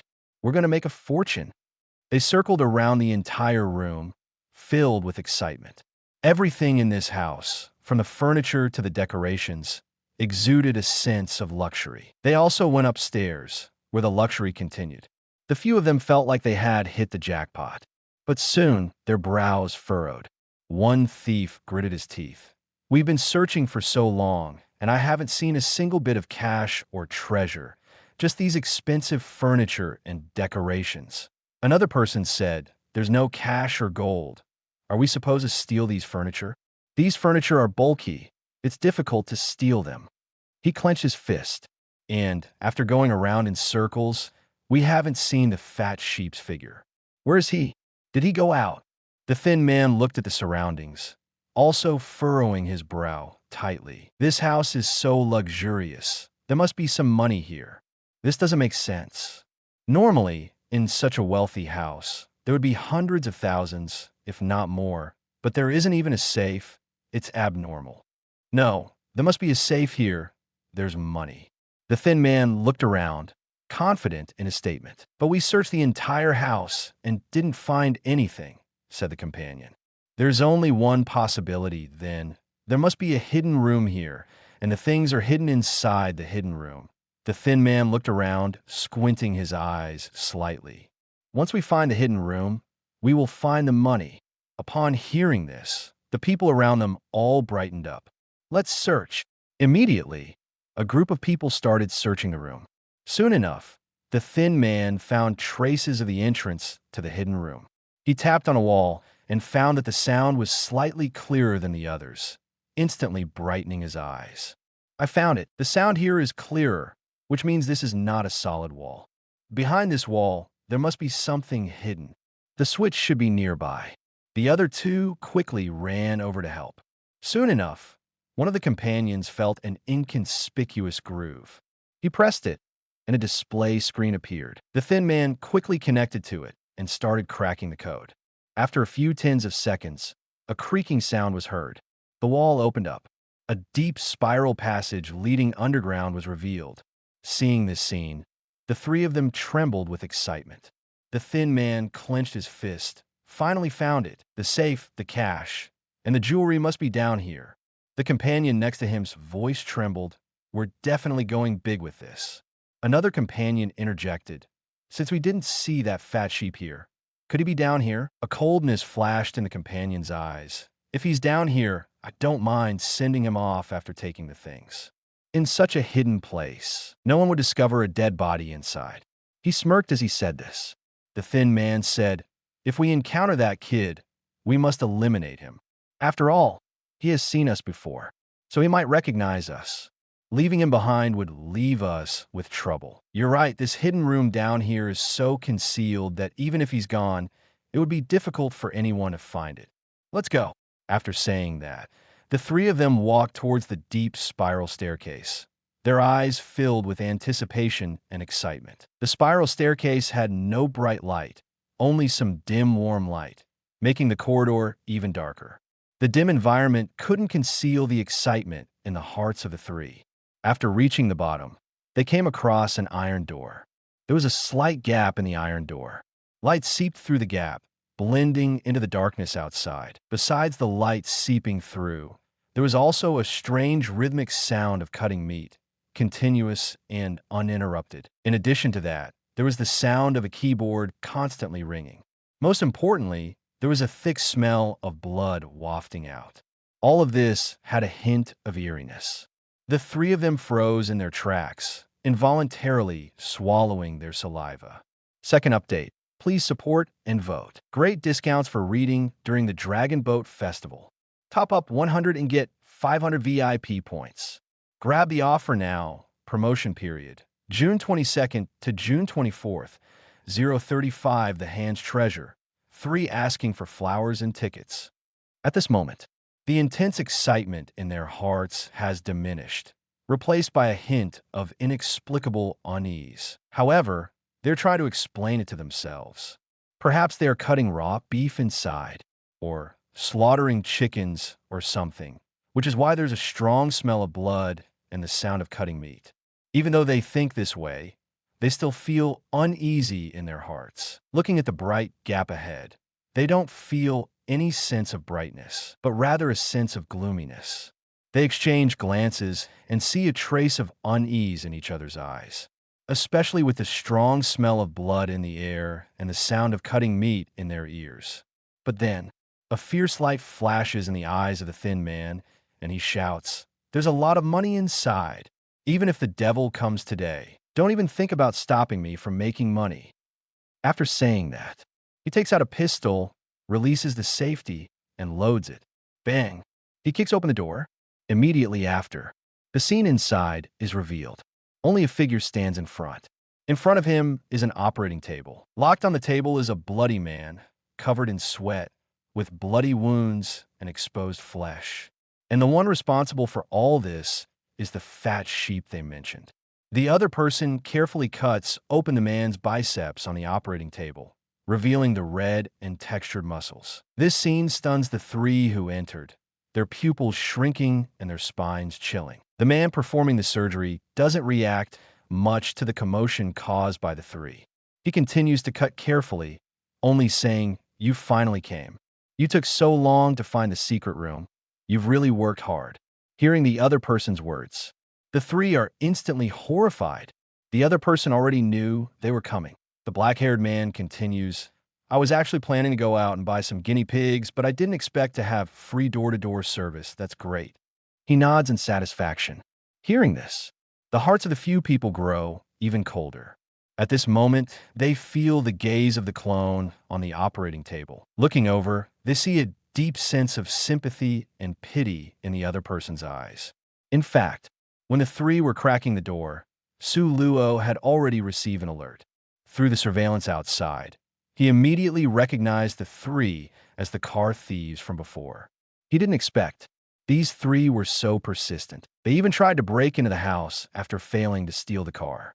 So, Su Luo was waiting for them to come down on their own, becoming his experimental subjects just in time to verify the massive genome on the clone. The thin man sees this and shouts, "Who the hell do you think you are? You think you're more powerful than my bullets? I'll blow you up with one shot." FK. As he says that, he raises the gun in his hand. Whoosh! A cold light flashes through the air. A scream rings out. The thin man's face contorts as he grips his right hand, which has a surgical knife stuck in it, blood dripping from it. The pistol falls to the ground, stained with blood. Su Luo's speed is incredibly fast. The other two didn't even see Su Luo's action clearly. They only saw the scene of their companion being pierced through the hand. A huge amount of fear filled the hearts of the two people. In an instant, the two turned around, wanting to escape from here. They completely ignored their companion who was kneeling on the ground, screaming in pain. Bang! The door closed automatically, blocking the two's way out. No, no, no. Let us out. I want to get out. The two pounded on the door, try to break free. On the other side, Su Luo also finished his actions and walked towards the three people. Seeing this, the two became even more frightened. Watching Su Luo slowly approach, the fear in the hearts of the few people grew stronger and stronger, feeling increasingly suffocated. Seeing this, the thin man quickly reached for his gun with his left hand, trying to defend himself. Whoosh! Another cold light fell. The thin man covered his hand, which was pinned to the ground by a surgical knife, and screamed in pain again. In an extremely horrifying and oppressive situation, one person seemed to be on the verge of collapse, shouting angrily, "FK it! I'll fight you!" He swung an iron plate wrench towards Su Luo. Bang! Su Luo kicked with his long legs, instantly knocking the opponent to the ground. He moved his figure. Soon, the last person also fell. After a moment, inside the spacious tool room, three naked bodies were tied to three workbenches. "Let us go. We know we were wrong. We were wrong. We were wrong. Spare us. We will never step foot in here again. Please spare us. As long as you let us go, we will never come back." The few people cried bitterly, their eyes filled with fear. Su Luo completely ignored them. Instead, he looked at a note that had just been taken from them, hidden in a secret compartment in a wallet. On it was written a date and address, a week later at the dock. Seeing this, Su Luo spoke. "What is this?" Hiding something so discreetly, Su Luo's intuition told him that this date and address were not simple. The thin man quickly spoke. I'll tell you the meaning of this information if you let me go." Hearing this, Su Luo raised his hand, the sharp surgical knife emitting a cold light. Swoosh! The sharp blade easily cut through the muscles of the thin man's thigh. "Ah!" The thin man screamed in agony. Su Luo calmly looked at the other two. The two quickly spilled everything like beans. I'll tell you. We were working for the Hand Association. The Japanese gang is preparing to transport something valuable to New York for the Hand Association. This is the time and place. We were specifically assigned to keep watch outside and assess the situation. That's all the relevant information. Su Luo looked at the note and continued to ask, "What are they planning to transport?" The two shook their heads quickly. "We don't know about that. We were only responsible for keeping watch. The specific contents are not something we at our level would know. Only the higher-ups of the Hand Association probably know."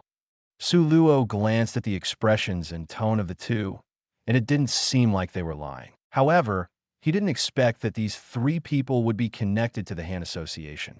Su Luo didn't know much about the Hand Association either, only that it was a large and extraordinary ninja organization belonging to the antagonist group. 036 self-healing factor generated successfully. This organization possesses the ability to resurrect dead man and has a group of powerful ninjas who seem to also possess ninjutsu skills. It seems to worship and sacrifice to an evil demon. As for what kind of demon it is and what abilities the demon has, Suluo doesn't know. The Hand Association is one of the top villainous organizations in Hell's Kitchen. He looked at the note in his hand again and murmured, "The Hand Association? A precious item for the Hand Association. Since even the Hand Association considers it precious, it must be valuable." Su Luo murmured to himself, his eyes gleaming. He was curious about this treasure. He looked at the specific time and location on the note. A week later, maybe I can go and take a look. After saying that, he threw the note into the trash can. Next, let's continue researching my own things. Let's experiment with the newly obtained genome on you guys and see what reactions there will be. Saying that, he picked up a surgical knife, carried specialized equipment, and walked towards the skinny one. Soon, sounds of horrifying screams and howls filled the workshop. Watching the inhumane treatment the skinny one was enduring, the other two were scared and crying, constantly screaming. Su Luo felt a bit annoyed. He immediately covered the mouths of the three. Compared to X24, you guys are still too fragile. Your tolerance for pain is too weak. Su Luo shook his head helplessly. But don't worry, I have a good sense of measure. I won't let you lose your lives. He looked at the three with a calm gaze. The three immediately screamed even louder, struggling with all their might, but their hands, feet, and waist were tightly locked to the operating table. As they struggled, their wrists and ankles were rubbed raw and bleeding. They looked at Su Luo with bloodshot eyes, filled with fear and madness. At this moment, their only thought was death, to stay away from the devil in front of them. They had never longed for death like this before. Regarding this, Su Luo's hand holding the surgical knife, syringe, and other instruments remained incredibly steady. Inside the entire room, sounds of screams coming from throats continued to echo. In stark contrast to the three was the clone next to them. Facing various tortures, it remained motionless, without any screams, only trembling lips and sweating profusely. This greatly shocked the three. They couldn't imagine that there could be such a resolute person in the world. During their break, they looked at the clone, their eyes filled with disbelief. The clone looked back at them, still unmoving, only its lips twitching, its eyes filled with sorrow. It had something to say, but it was simply unable to move. The neurotoxin was too strong, and it hadn't recovered yet. In the following days, Su Luo continued to study the clone, constantly reading cutting-edge biology knowledge and conducting experiments.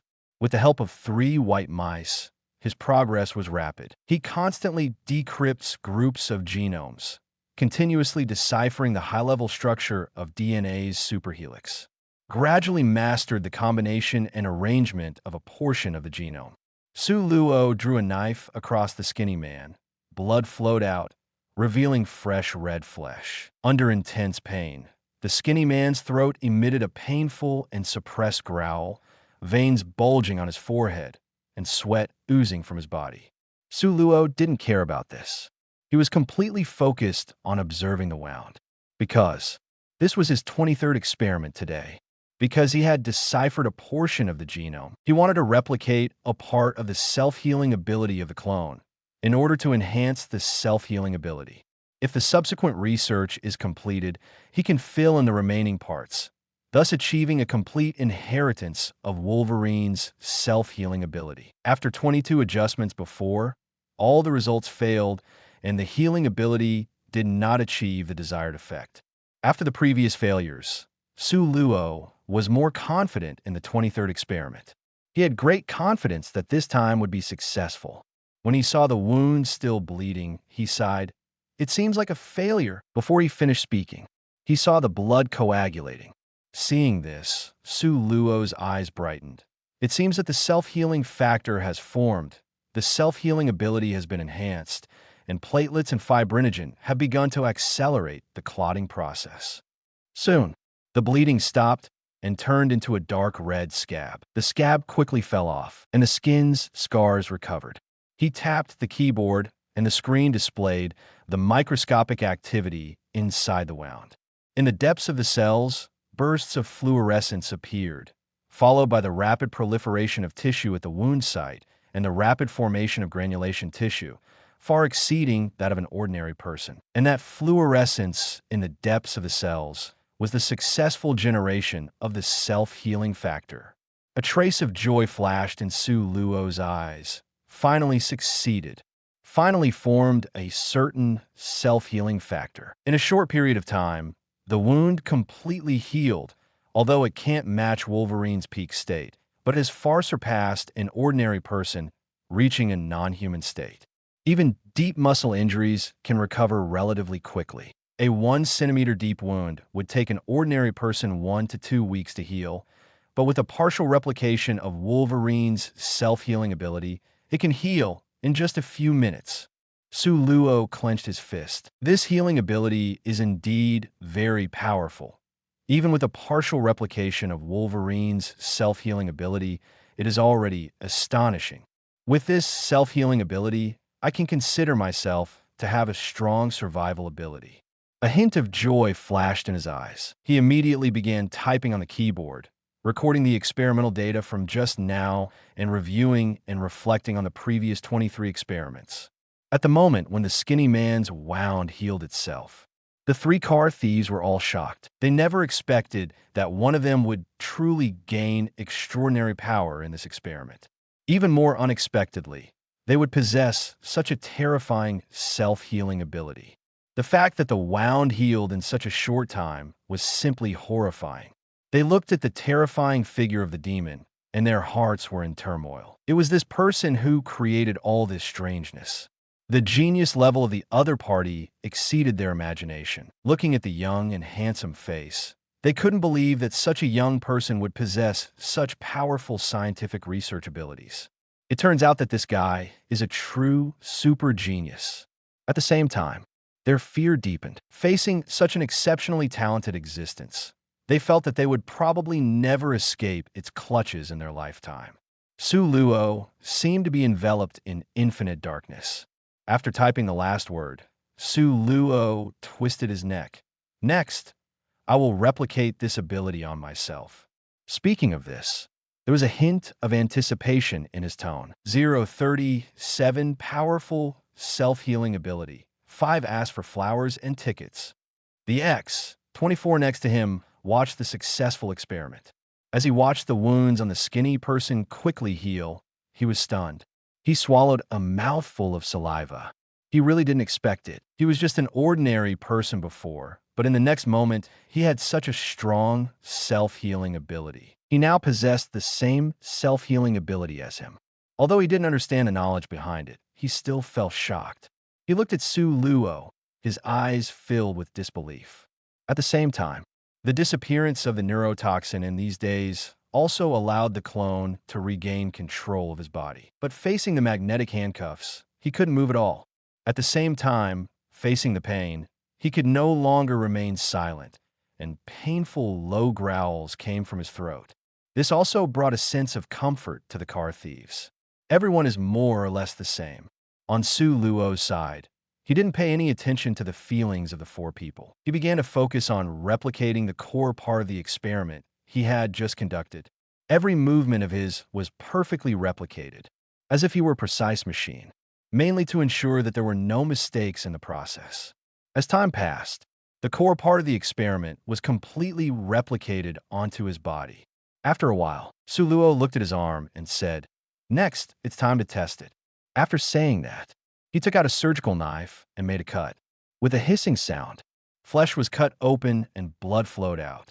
The pain hit Su Luo's nerves. He slightly frowned and veins bulged on his forehead, but his gaze remained fixed on his own flesh and blood. The 3 car thieves next to him watched Su Luo, who didn't make a sound, and their eyes widened. They swallowed their saliva and looked at each other, their pupils trembling slightly. To cut open one's own flesh and blood under such intense pain and not make a sound. They had personally experienced that pain and it was unbearable. But they didn't expect Su Luo to not make a sound at all. This level of willpower, this level of tolerance for pain, made the three car thieves feel fear. The person in front of them was not human at all. In fact, he was a devil wearing human skin. Su Luo stared at the wound.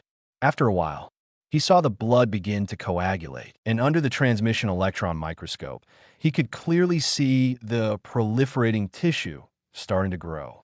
The granulation tissue on both sides of the wound began to grow, intertwining and integrating into new flesh. A few minutes later, the wound on his arm had completely healed. Only some blood stains remained. After gently wiping them away, everything was back to normal, as if the cut had never existed. Seeing this, Su Luo's eyes were filled with joy. Finally, it's done. A powerful, self-healing ability. Although it hasn't reached the level of a young Wolverine, this self-healing ability is already very strong. With this powerful, self-healing ability, Su Luo finally felt a bit safer. From now on, he would no longer be so fragile. If his injuries were slightly more severe, he could lose his life.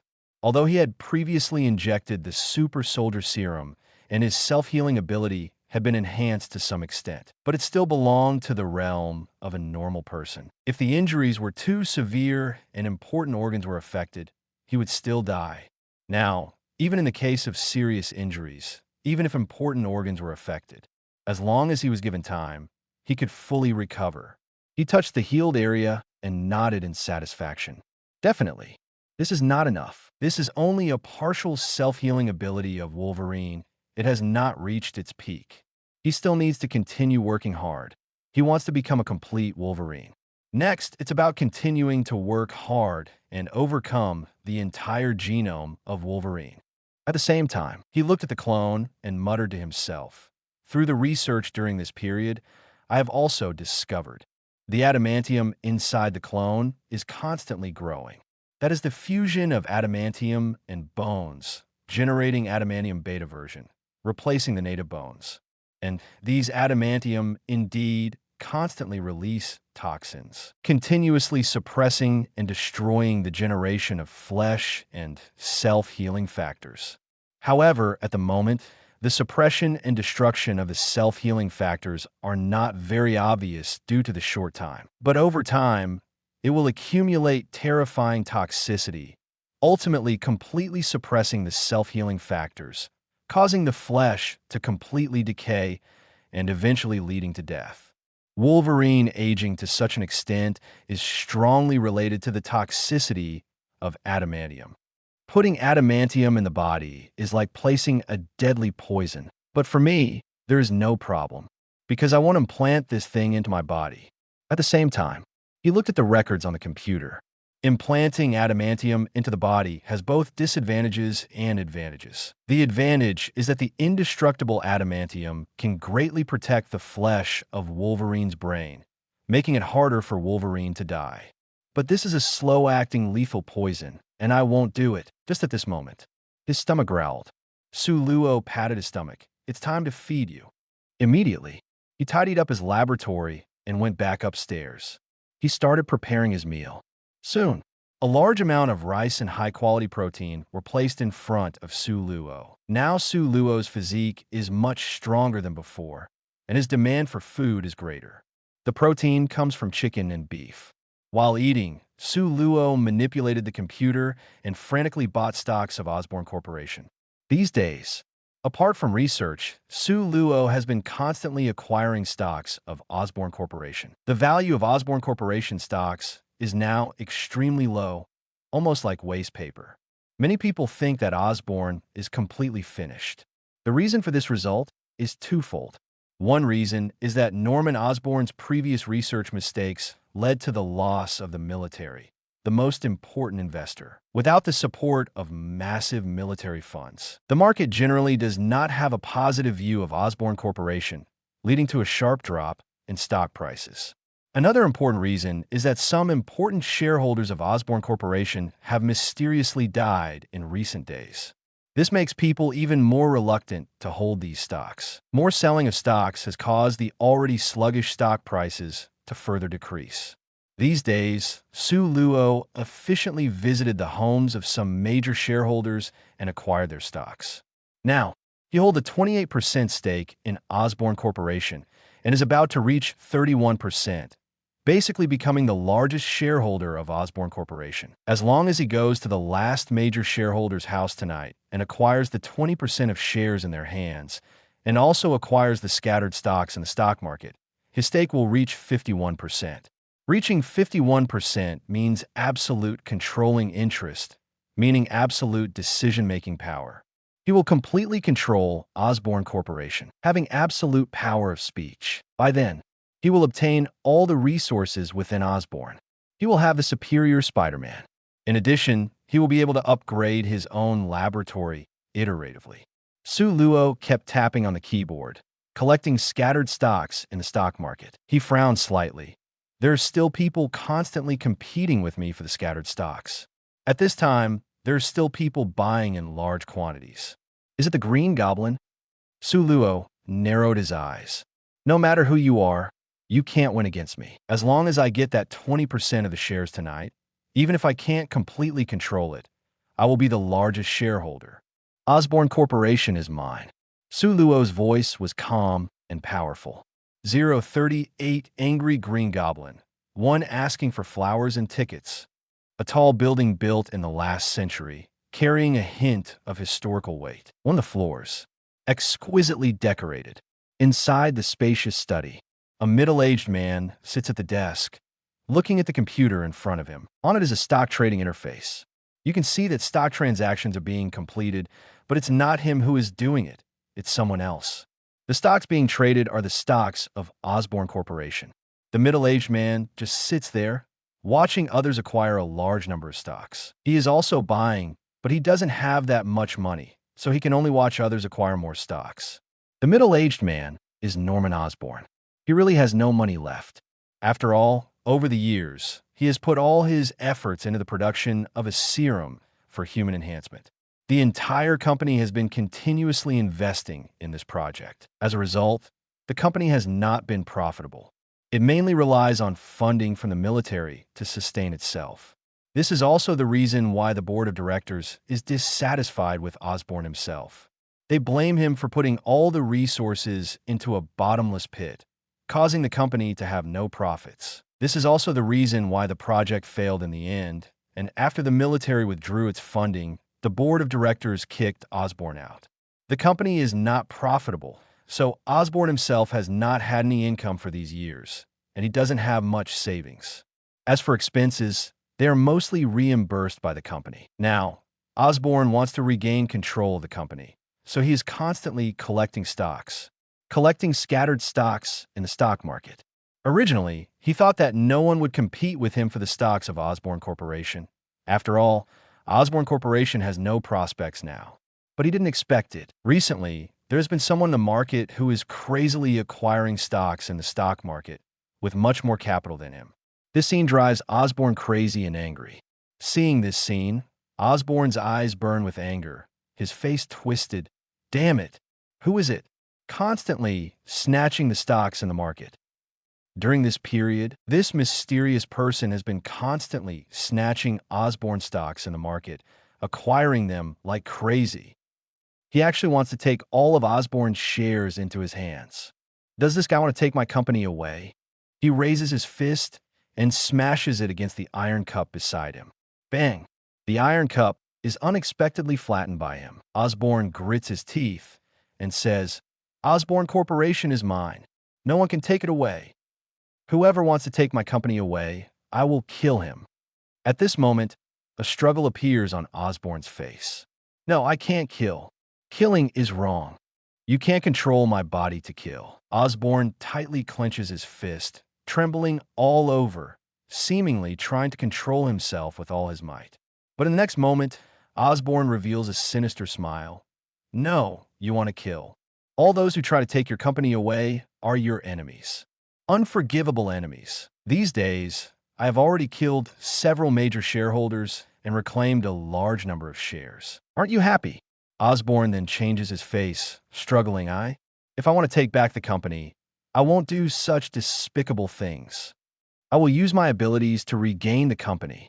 As long as I research more things, the military will definitely come back. The struggle disappears. Osborn's face twists into a grimace, and he sneers. You alone will never be able to take back the company. Only with my blessing can you get what you want. We are one. You shouldn't resist me.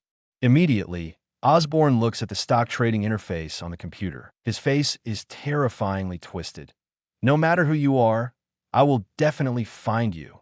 I will tear you into 1,000 pieces. I will make you realize that there's only a dead end when you try to snatch something from me. Norman Osborn.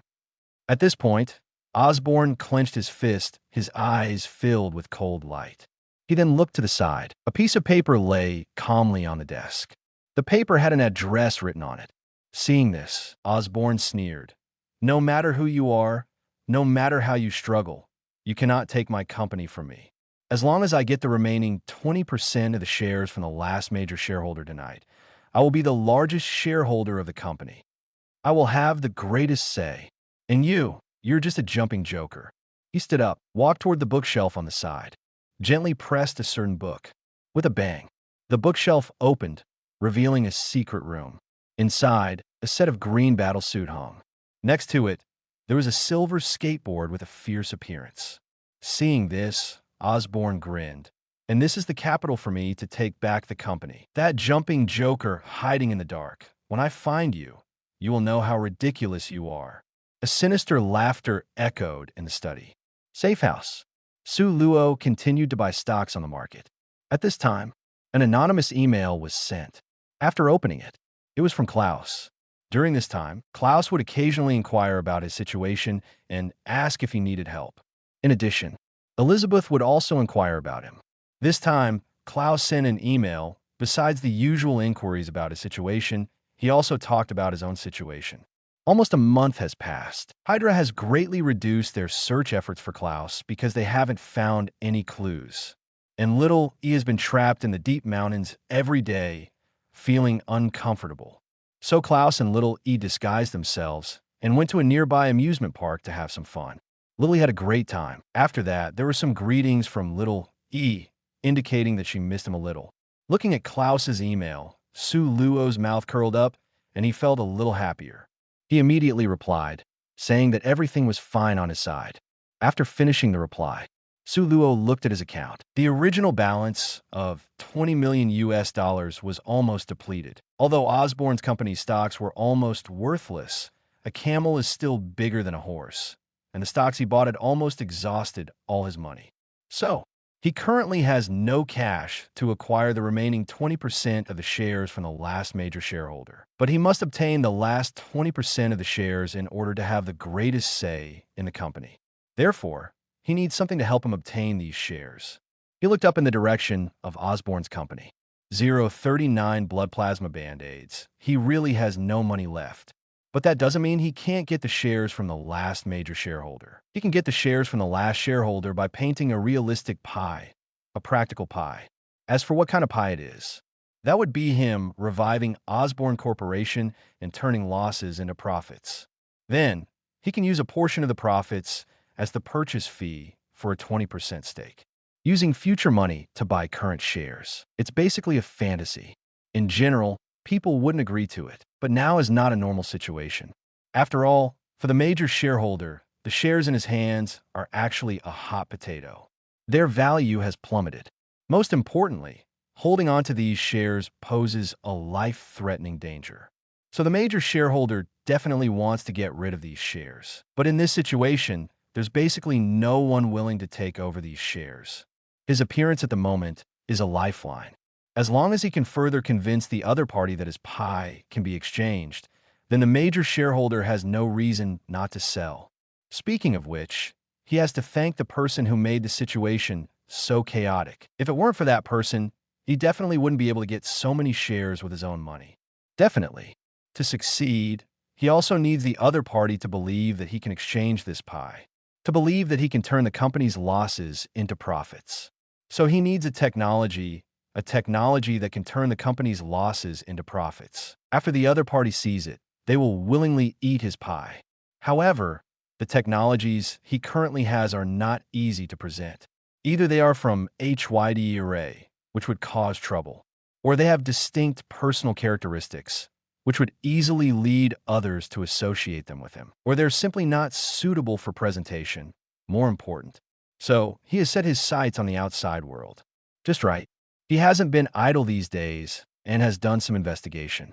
In Osborn Corporation, there's a technology that could be brought to the market with some improvements. That is Curt Connor's plasma technology. Curt, who later became the Lizard Doctor, one of Spider-Man's opponents. During the Vietnam War, he was recruited and sent to the front lines to perform surgery on wounded soldiers. One day, the base was attacked by the enemy, and Connors suffered irreparable damage to his right hand in a big explosion. In order to save his life, he chose amputation and was sent back to the United States for recovery. To grow his right hand back and become a whole person again, Curt began a long research career. He desperately studied the regenerative systems of reptiles and various aspects of reptile biology. During this time, Curt's research finally yielded results. He developed a plasma extracted from reptile DNA. He tested on a lame rabbit and it had great effects. According to Sue Luo's estimation, Curt should have completed the full development of the plasma in these 2 days to be able to completely grow new legs for a crippled rabbit. And this complete plasma will allow Curt to grow new hands. However, with this comes powerful side effects. Curt will turn into a lizard-like creature, and his mental state will be greatly affected and distorted. Sue Luo naturally does not want to directly use Curt's plasma technology. The side effects are too great, and the effectiveness is too strong. Based on his deductions and tests over the past few days, as long as the effectiveness of this plasma technology is greatly weakened, the side effects will also be weakened without limits. While the effectiveness is at play, the side effects will be automatically excreted within the safe range of the human immune system, along with the body's digestive and rejection systems. It will not cause any harm to the human body. He plans to apply the weakened version of the plasma technology to adhesive bandages and medical bandages, which will only have the functions of stopping bleeding and protecting wounds compared to regular adhesive bandages and medical bandages. His plasma adhesive bandages and bandages will accelerate wound healing 3 times faster than natural healing. Although it is far from the effects of the complete plasma or Wolverine's self-healing ability, it is much better than conventional drugs. Moreover, plasma can be extracted from reptiles, and the cost is within a controllable range, making it completely possible to produce medical products that can be used by the general public. This is enough for him to revive Osborn Corporation and turn losses into profits. This is the key for him to let the major shareholders eat the big cake with peace of mind. He glanced at the time. It's about time to talk to Curt. After all, we can't let him take the plasma at this time and turn into a lizard-like creature. In that case, it would be much more troublesome to obtain the plasma formula. And Curt, in his human state, is also a good research assistant and subordinate. For the future development of the company, just having an adhesive bandage is not enough. As a genius biologist, Curt can help me develop more things. After finishing speaking, Sue Luo finished his last bite of food and began to clean up the mess on the table. But to be honest, the food I made can only fill the stomach. It doesn't taste like anything. Claude's cooking is still better. Sue Luo shook his head at his own cooking skills. After cleaning up everything, he left, heading to Osborn Corporation to find Curt, who is currently working as a researcher in the company. Definitely, before leaving, he also put on some makeup. He applied a fake beard and wore a fisherman's hat and sunglasses, basically changing his appearance. Soon, he arrived downstairs at Osborn Corporation by car.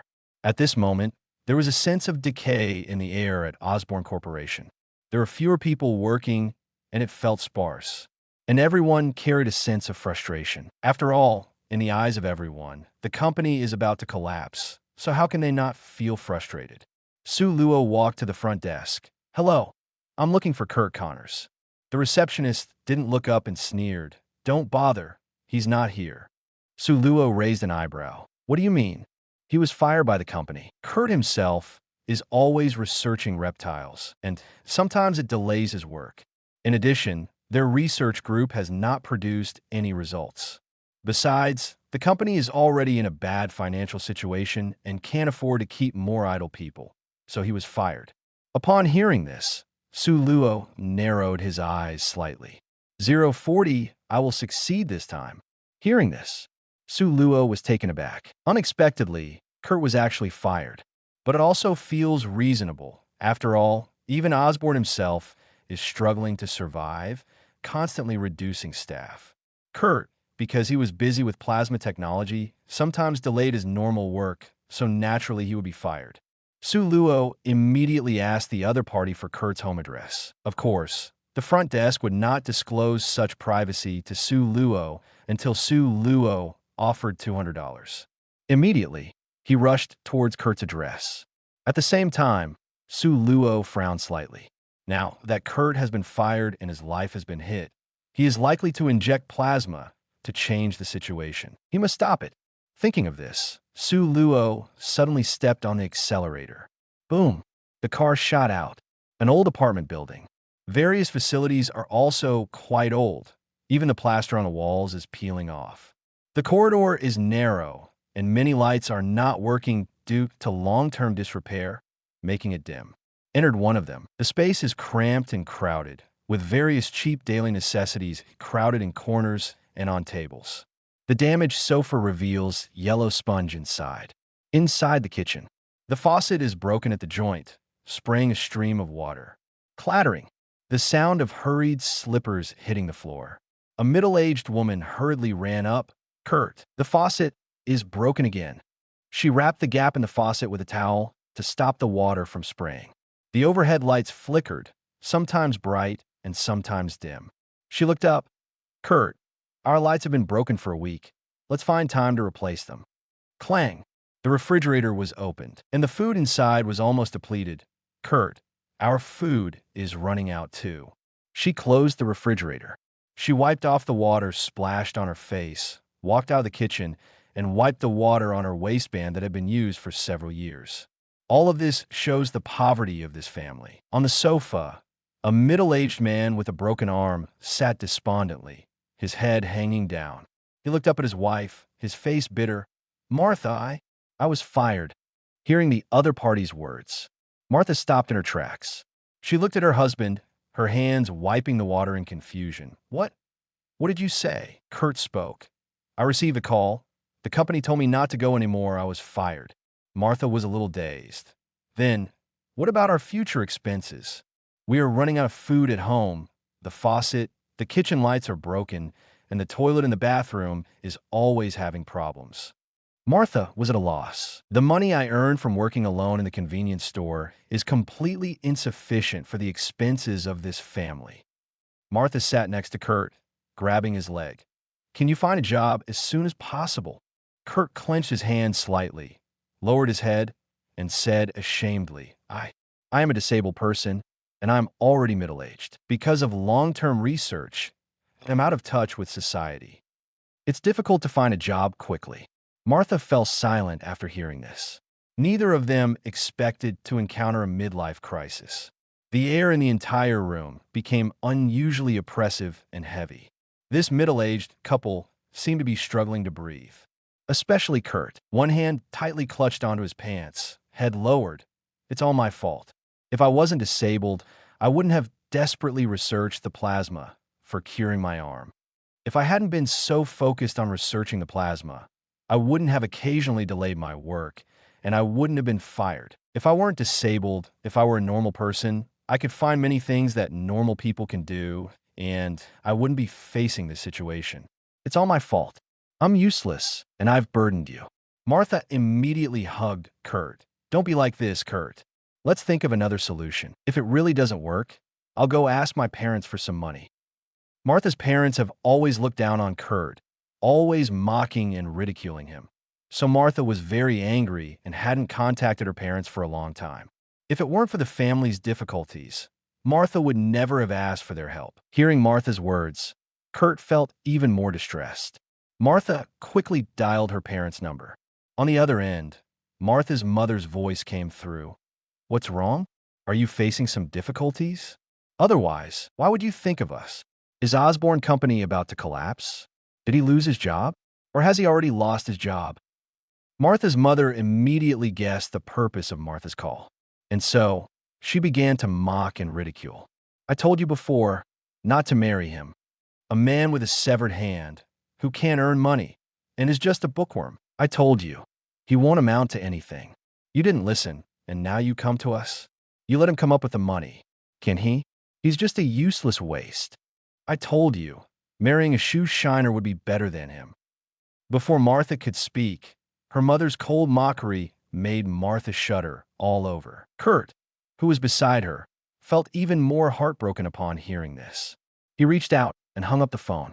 What are you doing? I'm still borrowing money, Martha said. Kurt lifted his head and looked at the cluttered coffee table. Among them was a small glass bottle filled with blood-red liquid, reflecting a dangerous blood-colored light. He gritted his teeth. Martha, don't say anything. Let me solve this myself.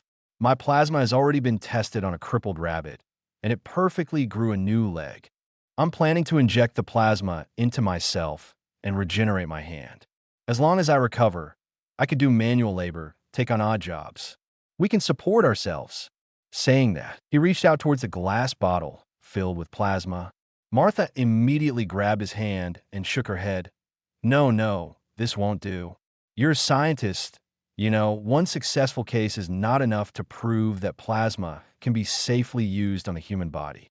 This kind of experiment can't be rushed. You need to try it multiple times. Kurt's body trembled. I've already been fired by Osborn. I don't have the equipment and tools to continue the experiments. And we're barely getting by now. I don't have time to experiment. He gritted his teeth. Martha, let go of me. Let me completely solve this matter this time. I promise, this time it will definitely be successful, and we will be able to get out of our predicament. Saying that, he felt a surge of determination from somewhere, broke free from his wife's embrace, and grabbed the bottle of plasma.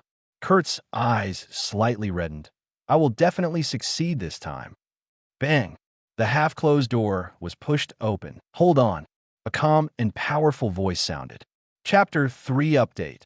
Seeking flowers and votes. Thank you for the support and flower votes, Great discounts for reading during the Dragon Boat Festival. Get 500 VIP points for every 100 points charged. Immediately grab the offer. Promotion period.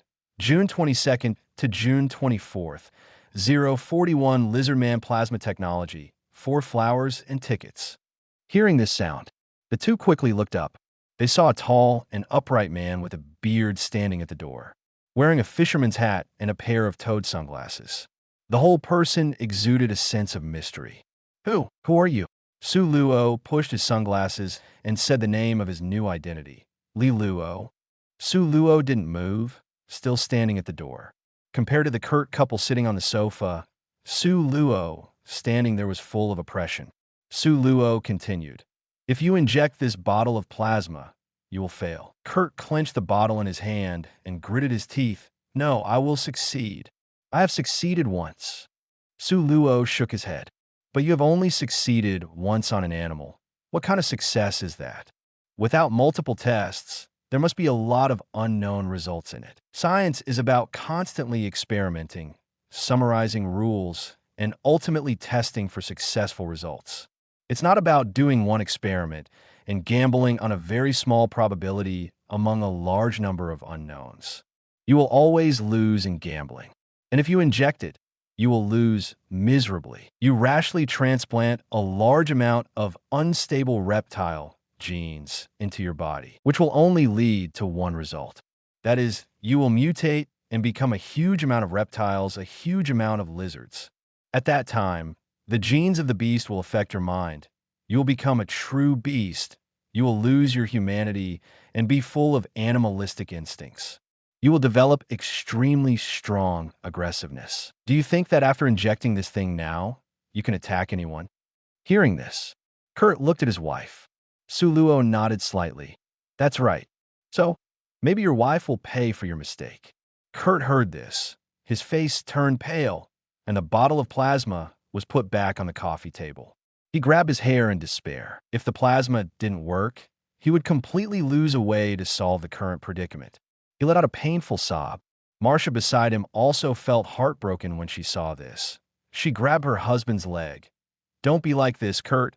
Let's think of another solution." At this moment, Su Luo, standing at the door, finally moved. He walked into the room and closed the door. He sat on the chair opposite the Kurt couple. The chair was old and made a creaking sound. Su Luo got straight to the point. "Don't be too anxious. I will help you get rid of the current predicament. I will give you a job and a salary so that you won't have to worry about your livelihood. At the same time, you can continue to optimize your plasma. As long as you are not impatient, you will succeed." Hearing Su Luo's voice, the Kurt couple in front of him brightened up. Kurt hesitated. "Who are you exactly?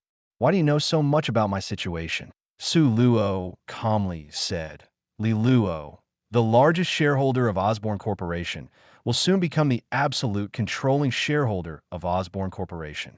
As for why I know so much about your situation, I naturally have my own ways of understanding. You don't need to know about it."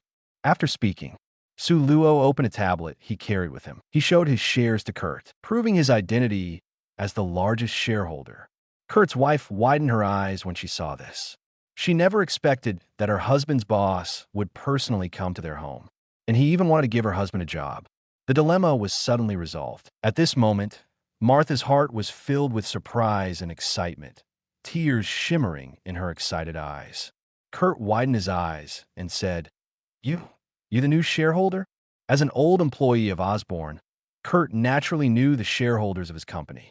But the person in front of him was definitely not one of them. So, this shareholder was new. He just couldn't understand why someone would acquire its shares when Osborne was already a mess. He asked in confusion, "Osborne is in such a state. Why would you still accept it?" Su Luo spoke up. "Since I chose to take over, it must be profitable. I believe it still has potential and can be revitalized. If you're willing to come back, I will appoint you as the head of the research department. I will also assign a research team to you, making you the research leader and provide you with top-notch equipment and a research lab for your studies." Upon hearing Su Luo's words, Kurt was extremely excited, but then he calmed down and asked, "What do I need to give in return?" Su Luo replied, "Hand over your plasma technology to me, and in the future, you will specifically develop more things for me." Su Luo knew the general idea of Kurt's plasma technology, being able to deduce a rough equation, but he didn't have the specific data and formula. So he needed Kurt's plasma technology. After considering for a moment, Kurt nodded. He had nothing left now and was in a difficult situation. He not only had no money, but also faced discrimination from his mother-in-law. Most importantly, his wife had to suffer with him. He didn't want to live like this anymore. Kurt firmly said, "Boss, I'm willing to give you the plasma technology, and I'm very grateful for giving me this opportunity. I will work hard." Kurt's tone was extremely sincere. After finishing his words, he stood up and quickly walked to the side. From inside the cabinet, he took out a USB flash drive. He handed it to Su Luo and said, "Boss, the plasma technology is in here." Su Luo took the USB flash drive and nodded in satisfaction. The crucial thing was in his hands. 20% of the shares would become his. In addition, he also acquired a genius biologist. Whether it was in science, business, or work, he couldn't handle everything alone. So, he needed some assistance to help him share the workload. At this moment, Su Luo was feeling quite pleased. He said, "Kurt, come over tomorrow. I will give you some instructions then." Kurt straightened his back happily and said, "Yes, boss." Then, he thought of something and asked weakly, "Boss, can our company really make a comeback, with the current situation being so bad?" Su Luo casually found a piece of paper and wrote down the derived equation for the weakened and improved version of the plasma technology. After finishing, Su Luo turned and left. Kurt looked at the few lines of derived equations, his eyes slowly brightening. And then he took a deep breath. Oh my, the boss is truly a genius. Martha, who was next to him, was somewhat surprised upon hearing this. After all, Kurt, as a biological genius and a leader in a certain field, had never praised anyone like this before. At night, Su Luo put down his work. He picked up a freshly made plasma bandage technology. It's time to buy the remaining 20% of the shares. 042 Plasma Technology, Optimization Blood Plasma Technology, in addition to being able to produce adhesive bandage technology. Su Luo also deduced that if it is optimized and improved, it can solve the side effects of blood plasma and produce extremely powerful healing abilities. It can even achieve the rebirth of broken limbs. But according to Su Luo's deduction, this kind of medicine is disposable. If he takes this medicine, his self-healing ability will become stronger. The principle is to allow the blood plasma to fully function, heal the wound, and then use a special serum to remove the spider genes and the healing ability they bring. By combining the two, a powerful self-healing potion can be obtained. However, the specific details still need further research and experimentation. Being able to optimize a powerful self-healing potion through blood plasma technology, Su Luo is very excited. After all, it can further enhance his self-healing ability and improve his survival ability. However, the most urgent task is to first obtain that 20% of the shares. Su Luo, holding the blood plasma adhesive bandage technology, drove towards the last shareholder's house. Under the night sky, the neon lights of New York City flickered, exceptionally dazzling, like a city that never sleeps. Su Luo drove the car that came from out of state and rushed on the road. In no time, he arrived at the shareholder's house. It was a detached villa, definitely a high-end villa area, not an ordinary detached house for the middle class. As soon as he got out of the car, he saw a man in his 50s walking towards him. He smiled and reached out his hand. "Mr. Li Luo, right?" Su Luo nodded. He introduced himself. "I am James, a director of Osborne Corporation." He greeted warmly. "Come, let's go inside and talk. I have prepared some snacks and wine from a private vineyard in Chile." Chile is the only country in the world that has immunity to root aphids, a true paradise for grape cultivation. The wine there is exceptional. For James, because of the Osborne shares, he has been extremely worried these days. First, the Osborne stock plummeted, and then there were assassination attempts against Osborne shareholders. The police have not yet figured out what's going on. This has made him very uncomfortable, so he has been wanting to sell the hot potato in his hands. But no one is willing to take over. This has made him very anxious. So Su Luo's appearance made him very happy. Soon, Su Luo and James sat on the sofa. There were some exquisite snacks and wine in front of them. James rubbed his hands excitedly. "Mr. Li, I heard that you are willing to offer $13 million to buy the shares in my hands. Is that right?" The shares in James' hands are currently worth about $14 million in the market. Although Su Luo's offer is lower than the market price, James is willing to take a loss and sell it. Su Luo shook his head. "That's just my initial price. You also know that these shares are a hot potato now. Whoever takes over may have trouble. So I think $13 million is still a bit high. It needs to be lower." James showed a hint of difficulty. $13 million is already lower than the market price. If it goes any lower, I will be at a loss. Then he gritted his teeth. "Mr. Li, you first give a price." Su Luo held up a finger. $10 million. Upon hearing this, James' face changed slightly. "Mr. Li, this offer is too low. $10 million. I can't even recover my initial investment." James gritted his teeth. "How about this, Mr. Leo? I'll give you a discount. $12.5 million. How about that? It's already nearly $1.5 million lower than the market price. I've already suffered a big loss." Su Luo's expression remained unchanged as he shook his head. James took a deep breath. "I'll lower it even more. $12 million. It's the lowest price. I can't go any lower." Su Luo said, "Let's settle on a fixed price. $11.1 million, and I'll acquire it." Upon hearing Su Luo's offer, James quickly shook his head. "Impossible, absolutely impossible. Your price is just too low." He stood up, waved his hand to indicate it was impossible, and had a determined expression. Su Luo didn't say anything, maintaining a calm expression as he locked eyes with James. Both sides remained deadlocked for a while. James forced a bitter smile. "You really are a master negotiator." James sat dejectedly on the sofa. "Deal. How do you plan to pay? With a check or a bank transfer?" Su Luo spoke up.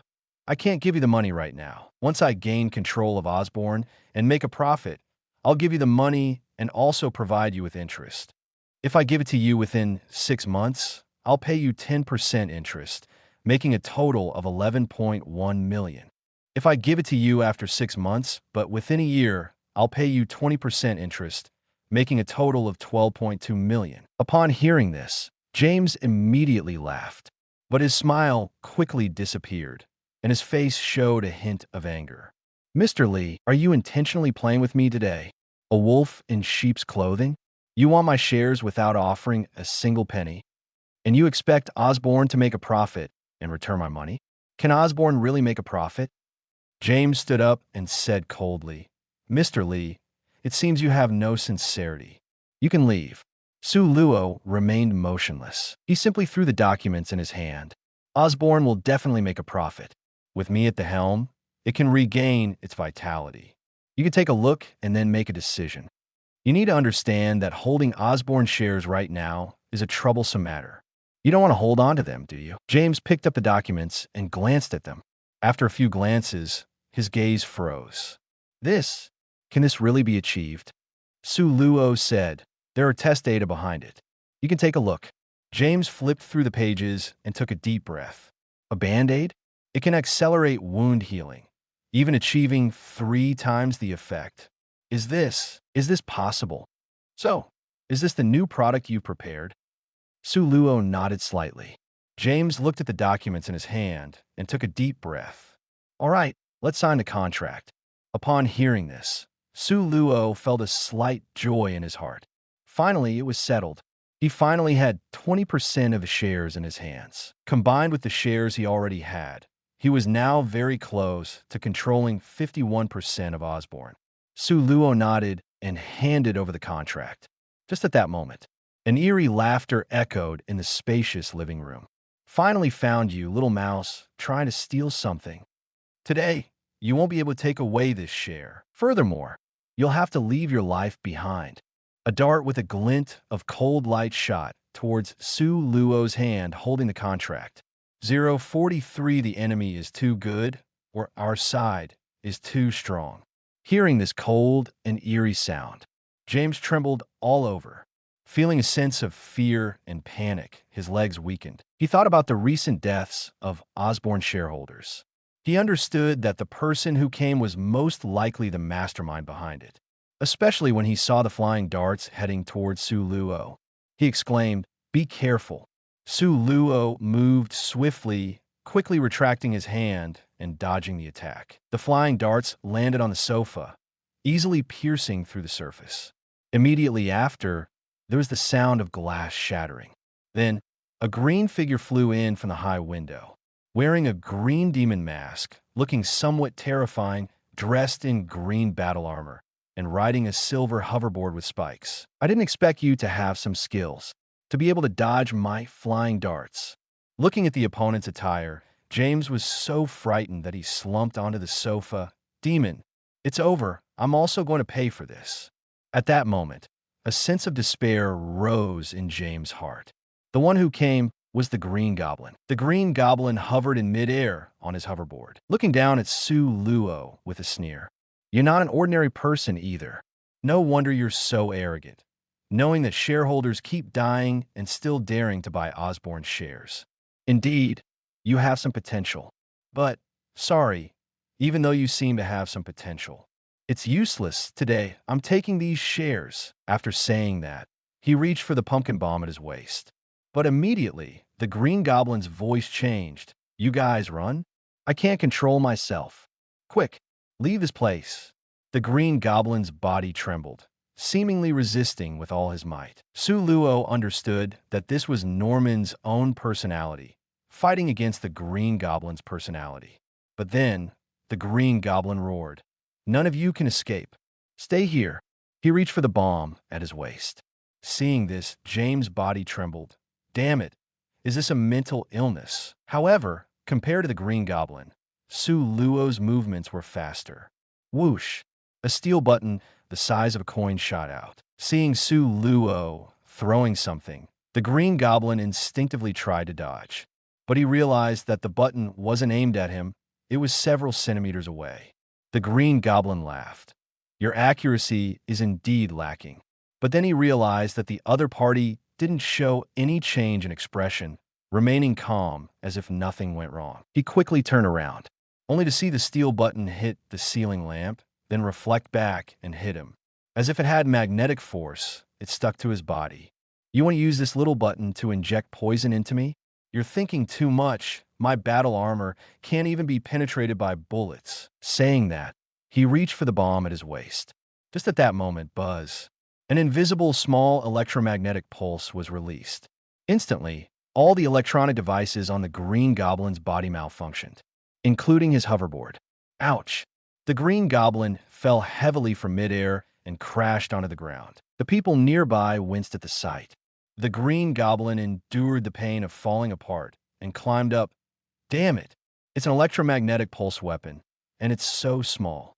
The button just now was a brand new mini electromagnetic pulse weapon developed by Su Luo.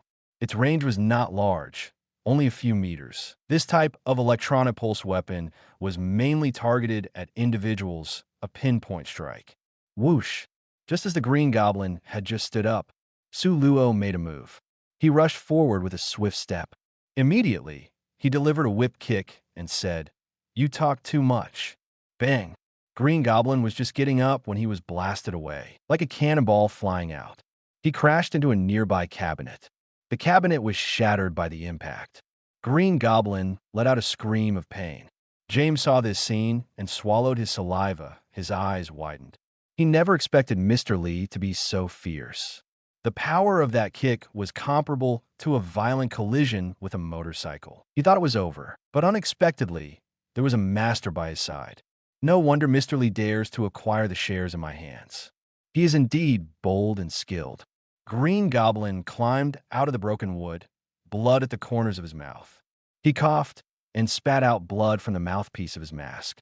He angrily shouted, "I haven't lost yet." Green Goblin decided to take the initiative to attack, relying on his strength and body to defeat his opponent.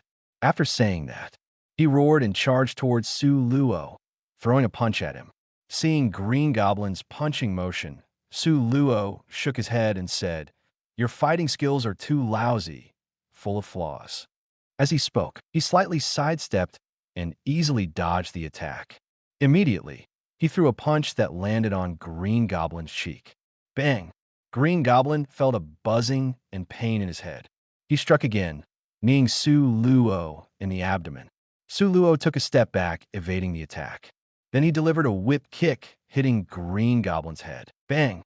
Green Goblin flipped 180 degrees and crashed to the ground. He got up, enduring the intense pain, and fought Su Luo again. But every attack was easily resolved or evaded by Su Luo, who continued to strike him. Although Green Goblin had a strong physique, he had no fighting skills because he had just appeared. Facing Su Luo's formidable fighting skills, he was completely suppressed and beaten. Su Luo effortlessly kept attacking Green Goblin. The more Green Goblin fought, the more desperate he became. He never expected the opponent's physique to be so powerful, not inferior to his own. What surprised him even more was that the opponent's fighting skills were so formidable. He was completely at the mercy of his opponent. He wanted to end this fight, but the opponent's attacks were too swift and he couldn't escape. Most importantly, because of that damn pulse weapon. He couldn't use any of his high-tech equipment. Otherwise, he would have to resort to close combat with the enemy. The pain in his body grew stronger and stronger. Green Goblin became even more desperate. James, sitting on the sofa, straightened his back and stared blankly at Green Goblin being beaten. Originally, at first glance, when he saw Green Goblin, he thought he was done for. But the opponent didn't even say 2 words before he fell. And he had been in a situation of being beaten ever since. He couldn't tell if the enemy was too weak or if our side was too strong. Green Goblin's eyes were bloodshot as he swung his fist with all his strength and said, "FK." Bang! A heavy punch. It landed on Green Goblin's face. With a thud, Green Goblin fell to the ground, unconscious. James behind him. 044 big guy. Can you stay away from my house? James, who was standing aside, was stunned when he saw this. It's resolved. James thought that Green Goblin was going to make a comeback and deliver a beautiful blow with his final punch. But unexpectedly, he was directly knocked out by our side with a punch. This inning feels a bit rushed. He looked at Su Luo again, his eyes filled with awe. This man is really powerful. In his eyes, Green Goblin is already strong, both in terms of speed and strength. But the result is complete suppression without any discount. This can only mean that the man in front of him is even more formidable. Su Luo looked at the unconscious Green Goblin and muttered to himself, "I thought I would have to use magnetic handcuffs to restrain your movements during the fight. But it turns out I was thinking too much. Your fighting ability is really lousy." After saying that, he took out 2 pairs of magnetic handcuffs from his waist and bound Green Goblin's hands and feet. After doing all this, he looked at James again and said, "The trouble is resolved. Let's continue with the contract." James nodded quickly. "Okay, Mr. Lee, I will sign the contract now." Su Luo walked back to the coffee table and handed the 2 copies of the contract to James. James quickly found a pen and began to sign his name. Seeing this, Su Luo felt good. After all, the lowest market price was 13 million, but he managed to get it for 11 million. And it wasn't even cash, but the future profits of Osborn. It can be said that he made a great deal. With his 20% stake, after acquiring some scattered shares in the stock market tonight, he will have enough to achieve a 51% absolute controlling stake. After tonight, Osborn will belong to him, Su Luo. Actually, even without Su Luo, Osborn would not go bankrupt and decline, because soon Green Goblin will regain control of the company, relying on his strong scientific and business abilities. He will quickly revive Osborn and make it grow bigger, eventually becoming a giant company that can rival Stark Industries. However, from this night on, history will change. Osborn will take a completely different path. It will belong to Su Luo and become a massive business organization serving Su Luo. James finished signing the 2 contracts and handed one of them to Su Luo, saying, "Mr. Lee, the contract is signed. Congratulations. You will become the new ruler of Osborn." He extended his hand. Su Luo shook the other person's hand and said, "Thank you." He put away the contract and pointed at Green Goblin. "I'll take care of this person." James nodded. Then, Su Luo lifted Green Goblin and picked up his flight device. Skillfully, he placed it in the trunk. Then he put the flight device under the seat. After doing all this, Su Luo drove home. The car shuttled through the neon lights, running on the road. The neon lights illuminated the entire car, as if it was coated with a layer of colorful dream paint. A song called Sunset Boulevard was playing in the car. In a good mood, Su Luo hummed along. "We run in the middle of this road. We cry at both ends of this road. Whenever the sunset sunlight colors everything, I see the darkness of the night. The evening breeze blows over the golden beach banquet. I'm still not used to that taste," accompanied by the familiar melody. Looking at the modern city, the same skyscrapers, Su Luo felt as if he had returned to his past life. Fragments of memories from his past life flashed through his mind. Childhood, adolescence, youth. No more novels? Take part in the voting. The most requested novels and those with the most likes will be chosen for publication on euroaudiobooks.com. There, I can upload as much as I want without the risk of receiving a strike. Our 18 novels and other content that exceed what is morally acceptable are only published on Patreon or the free novels page. Remember, the site is funded by donations on Ko-fi and Patreon memberships.